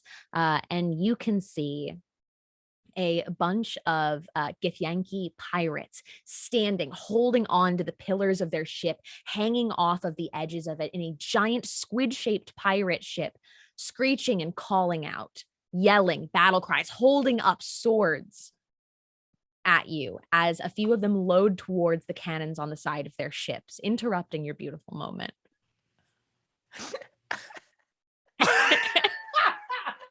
You're going to interrupt our sweet crew moment with some pirates. Thank you. Yes. A cannon fires towards your ship and glides right past the top of it, just missing the highest pillar of your ship. Amazing. Not our ship. To stations. Yeah. I'm going to cast Bless on the squad so it hits all of us. And then as part of my domain order, I'm going to say, Captain, you can immediately react with an attack. Ooh. Yeah, before we get into any kind of initiative, 100% then, Megran, that's all you. Amazing. What distance are we looking at here?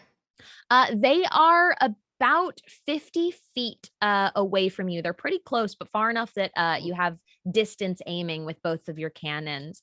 You have, of course, all of the weapons that are available to you on your ship, or anything that you would like to do personally. You can get up to one of the observation decks and fire off. Just checking out my options with our ship here. Yes. Usually it takes an action to load the ballista, an action to aim it, and one to fire it. We've got we're on two a actions smaller for the crew mangonel right now. So usually I see this where they're saying it's going to be 3 actions. That's the idea of 3 of you working together on it. With any kind of assistance from the crew, I'm going to say, especially for this one, throw it off in a turn. Would you rather for this first one that Varney's granting me, do something personal? Is it reasonable if, as I stare quickly towards our weapons, what does it look like I can manage in the blink of a moment? In the blink of a moment, you could either get to, I'm going to say, you could do one of the weapons on board. You wouldn't be able to use the blunt ram on the ship, I'm going to say. That would probably take a little more thought and discussion. I think I need Rodney's help on that one too. But you've experienced the ballista. You could certainly fire off the ballista, or you could fire off one of your individual attacks. All right. I am going to, in this moment granted me by my Order Domain Cleric pal, I am headed straight for that ballista. Let's take a shot. Let's see if I can draw first blood on these pirates. All right. That is a +6 to hit with the ballista. All right. We're just going to roll this flat with a +6. I believe in Oh, you. dear. Oh, It's a 7. Look, I'm enthusiastic. that's right. But, And I appreciate that about you. I'm not even done getting there before I release the tension, unfortunately, is what I assume happens here. Where like I'm just arriving, like chunk, there, off it goes. Oh dear. Was that a nat 1? That was a nat 1.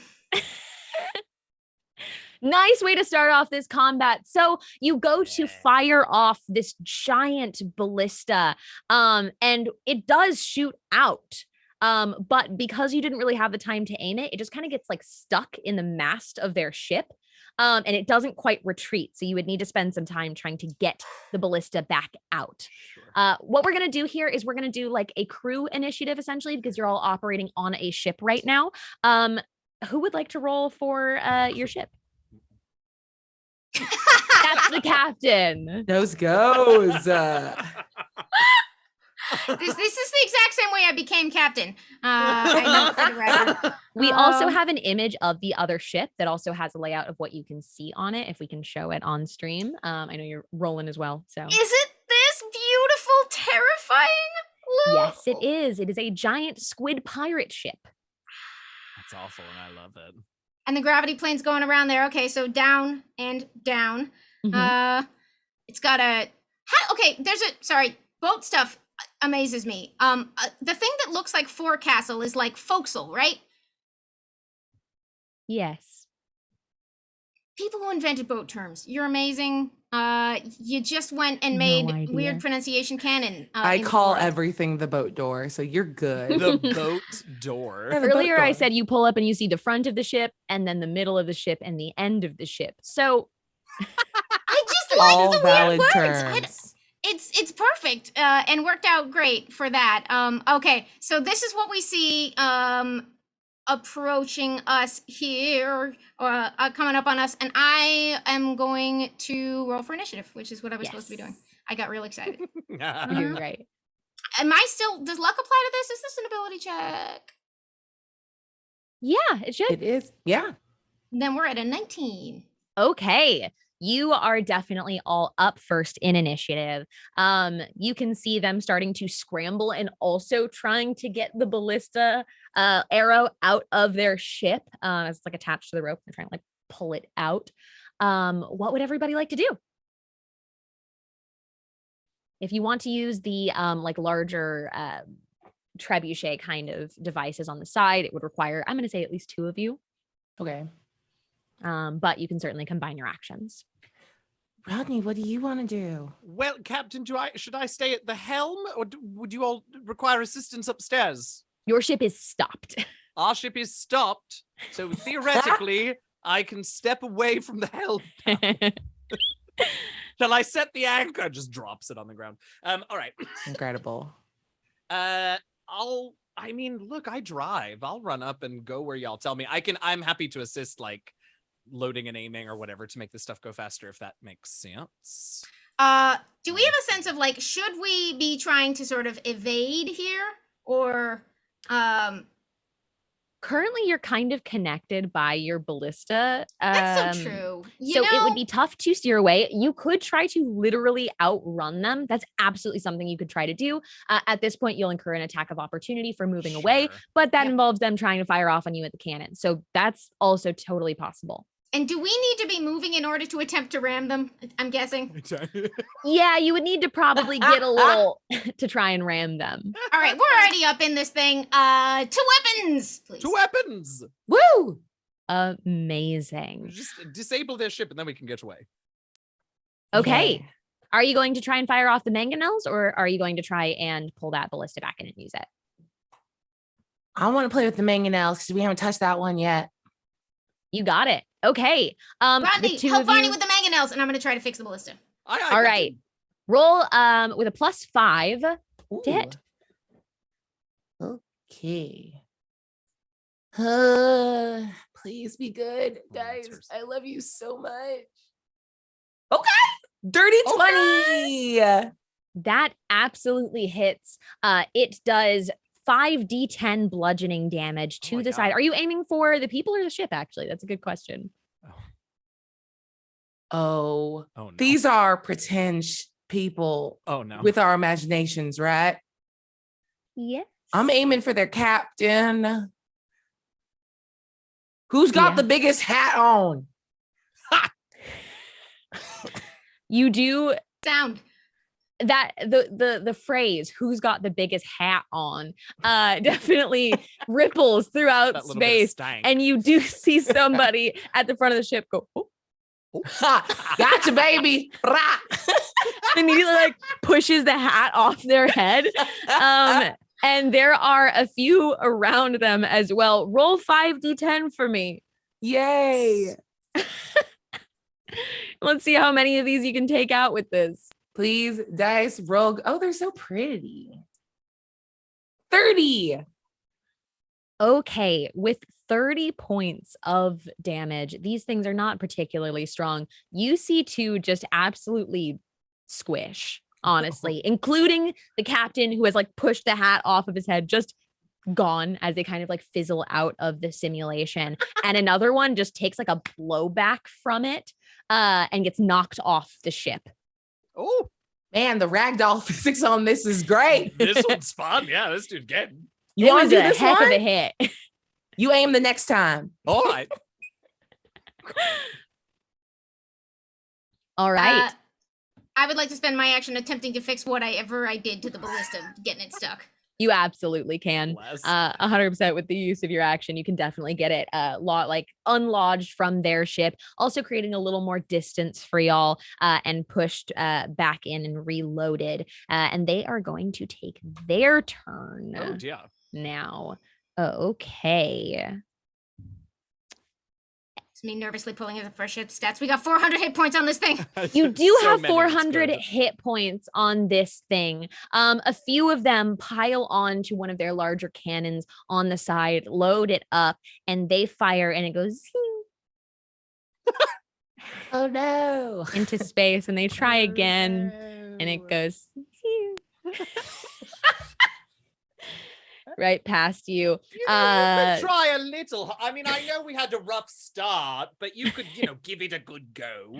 Yeah. I think they all look a little bit lost without their captain.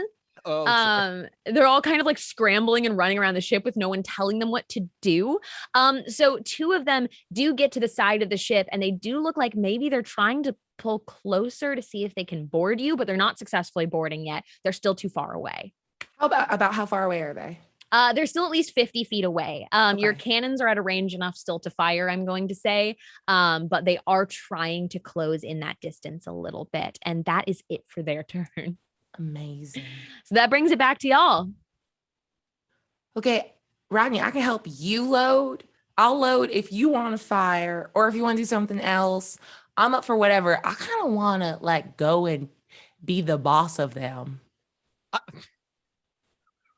That works out great. It's definitely not where my brain was, but oddly enough, it actually fits. So I think I'm going to go back to the helm. I'll bring us in a little closer, right? And then you leap right? And then I'll bring us back out. And it's great because if any of them do manage to try and board, we'll mess with them. Yes.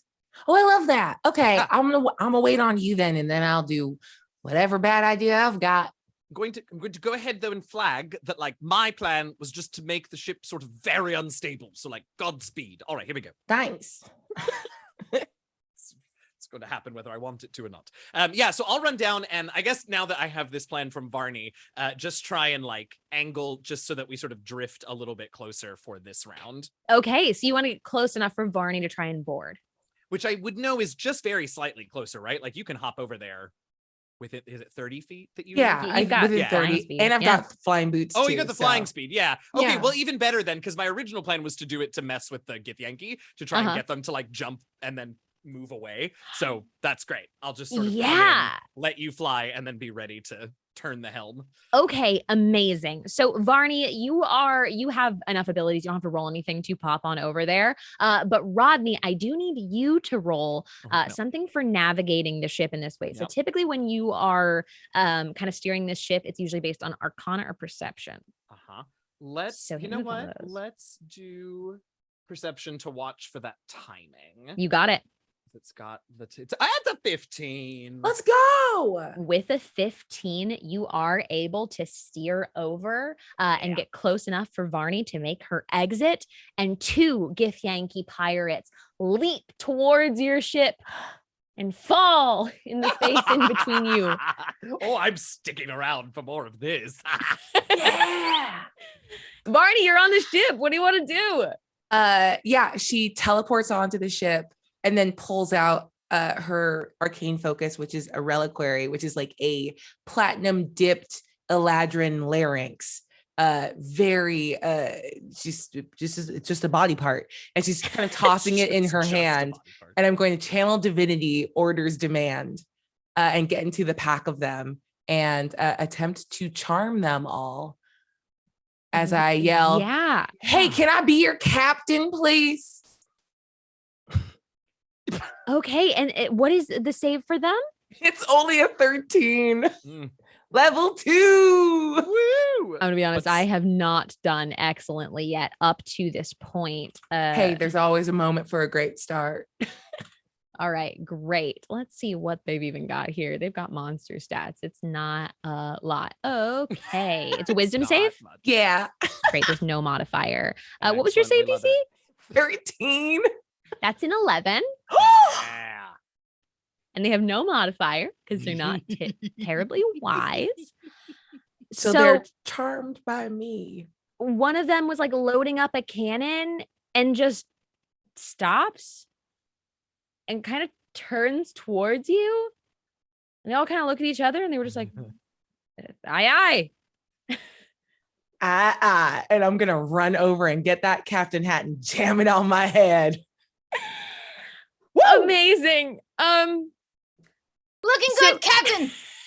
Hey, you look great, Admiral. Oh, we got a fleet now. And you have a fleet. You've got like 4 crew members still on that ship that are not smashed or infinitely falling in space. Oop. And it's yours. You can have it. Thank you. No, this is no longer a hostile group of people. The ship is no longer firing at you. And you can make your way back to the academy if you'd like. Tight.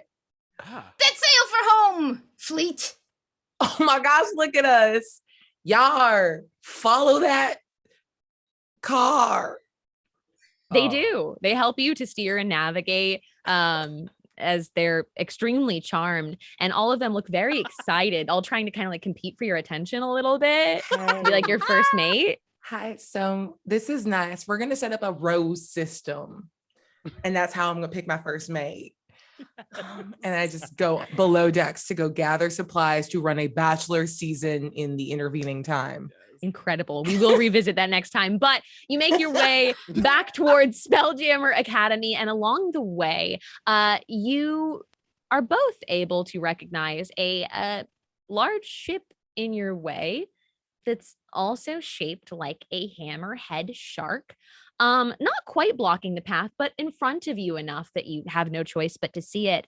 And you can see up on the very top deck, your friend from school, Meekin, is waving their arms at you, and their ship is continually zapping with electric charges that you recognize from when you got hit by the eels. It is dented in every way. It was clearly wrecked by the asteroid field, and Meekin is like jumping every time the electrocharge shocks through their ship.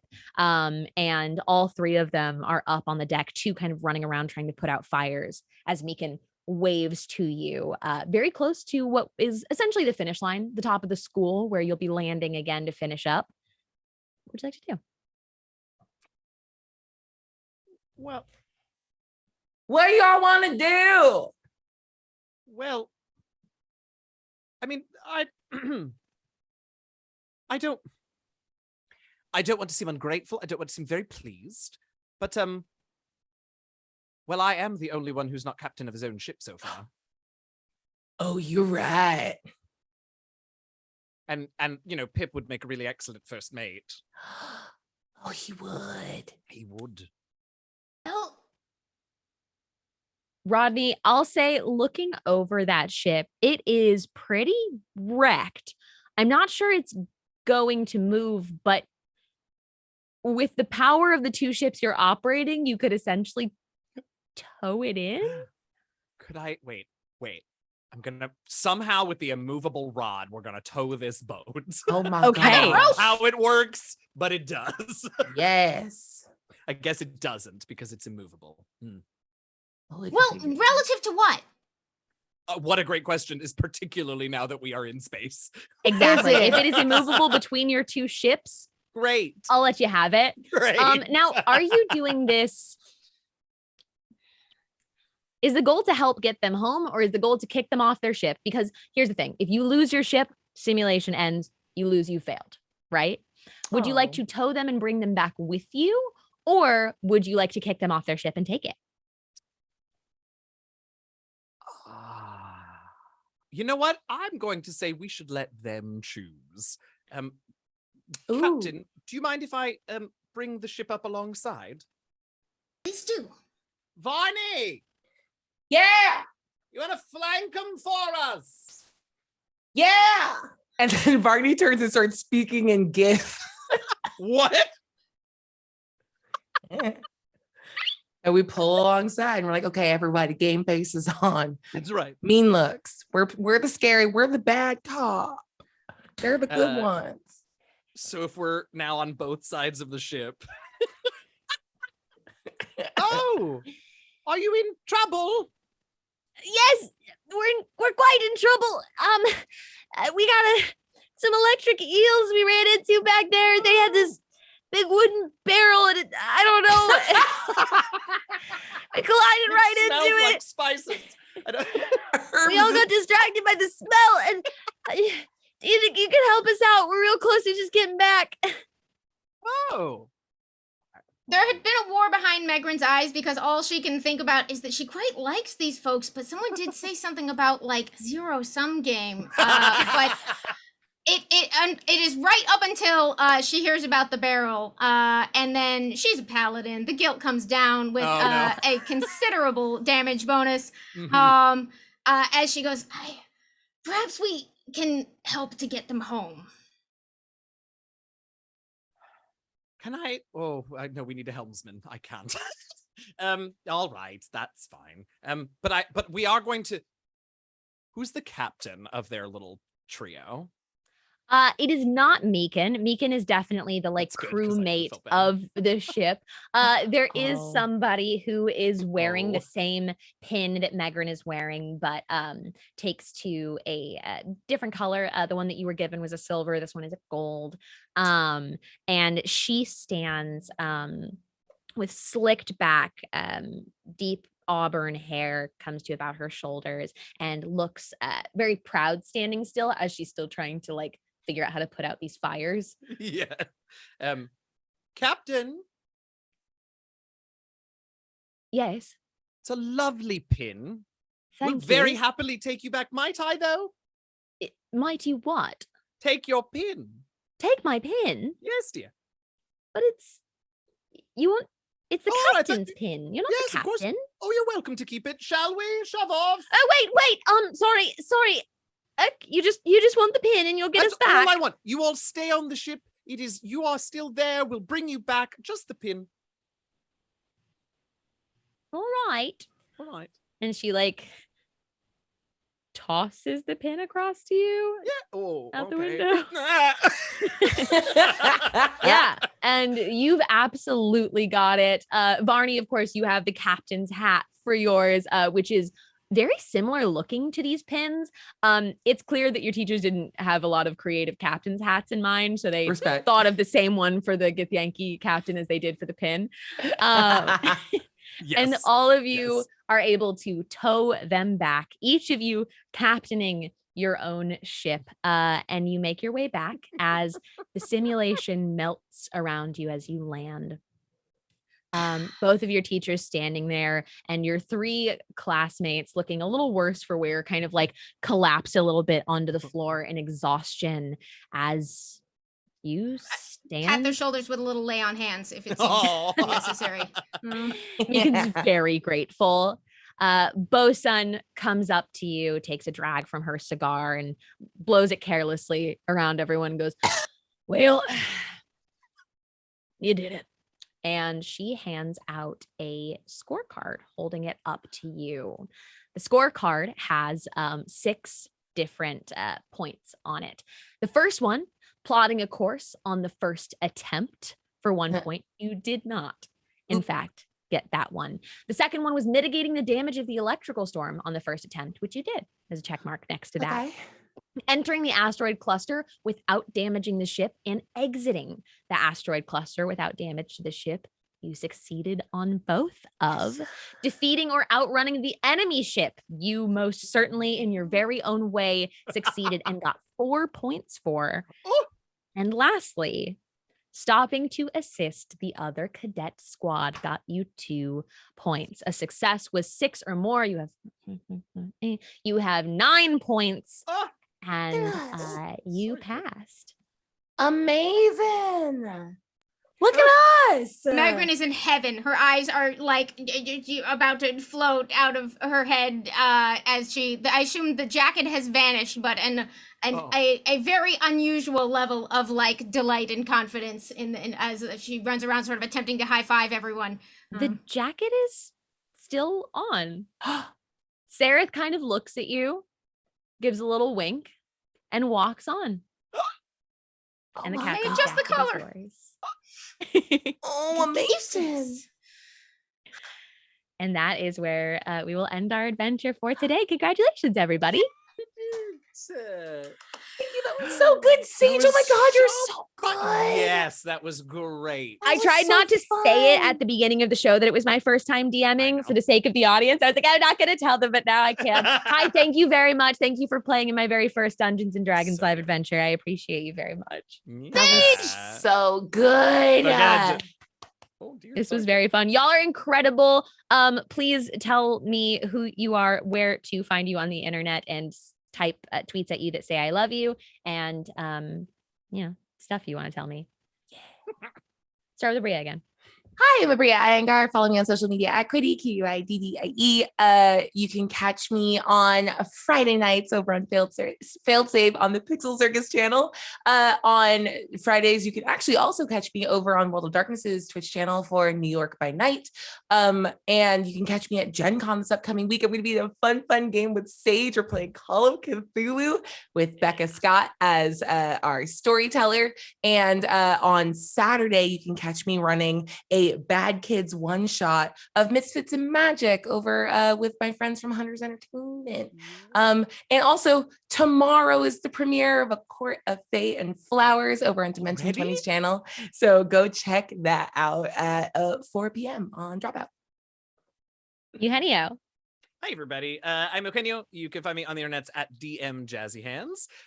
What's going on? I will also be this weekend at Gen Con for the first couple of days. I'll be doing a show with some folks from Kobold Press, showing off their new Book of Ebon Tides on Thursday night at 10. And then on Friday afternoon, I'm doing a World Building 101 panel with Kobold Press. And then the Rivals of Waterdeep have our special Gen Con show at 6 o'clock on Friday. And then I'm unfortunately have to take off on Saturday, but I'll be there for those first couple of days. So hopefully we'll see some of you all at those shows. Where else can you find me? Rivals every Sunday, although not this Sunday because many of us will be at Gen Con. And check out the Twitter because there's another show, but it's getting announced tomorrow. So we'll talk about that. So yeah, that's me. And Amy, I feel like you are always the person to lead people into this. So it's your turn to do your own shout out and promo. My name is Amy Dallen. You can find me here pretty much as often as anyone will let me go live with D&D Beyond. Thank you all so much for playing with us. Thank you to our wonderful producer. Thank you to our wonderful mods who should have been tossing out some Spelljammers with those nat 20s. I will mention while we are here, we are all very excited because Spelljammer Adventures of Space is coming up. It's going to be out on Tuesday the 16th, and you have from now until that release day to claim a copy of an amazing series of adventures, one of which you might have just seen, called Spelljammer Academy. If you want to get your characters from level 1 up to 5, it's sort of a little prequel adventure that some really talented folks put together. Claim it at no cost on D&D Beyond, but make sure you do it before or by that release day to get some of this adventure going. And this has been, and also, check out, we've got some good stuff going on. It's our anniversary this month, so we made amazing dice that are just completely themed around wood puns. And they make me so happy. Flourishing dice are out right now. We got some sub perks. We got some other good stuff going on. You'll see all about it in the description. But most importantly, thank y'all for playing with me. This was such a blast. I'm Enthusi, Amy. And Saige. Thank you very much. Congratulations to all the winners of the giveaways. Thank you, everybody, for coming along on this adventure with me. I was definitely texting Aabria this morning, like screaming, crying, throwing up, preparing for this game. And I had so much fun. Thank you for making my life very easy. You can find me everywhere on the internet at Not Sage or on the Pixel Circus channel, where I run all kinds of various shows and get to play and not be this nervous every week. Things like Failed Save with Aabria, things like It's Too Early with Anthony Carboni, where we do morning gaming and pop culture news, and all kinds of new fun stuff coming. And I'll be at Gen Con. I'll be around. Support all these cool folks. Make sure you grab Spelljammer Academy to run some of your own adventures and training up for our adventures in space. And we will see you next time on D&D Beyond.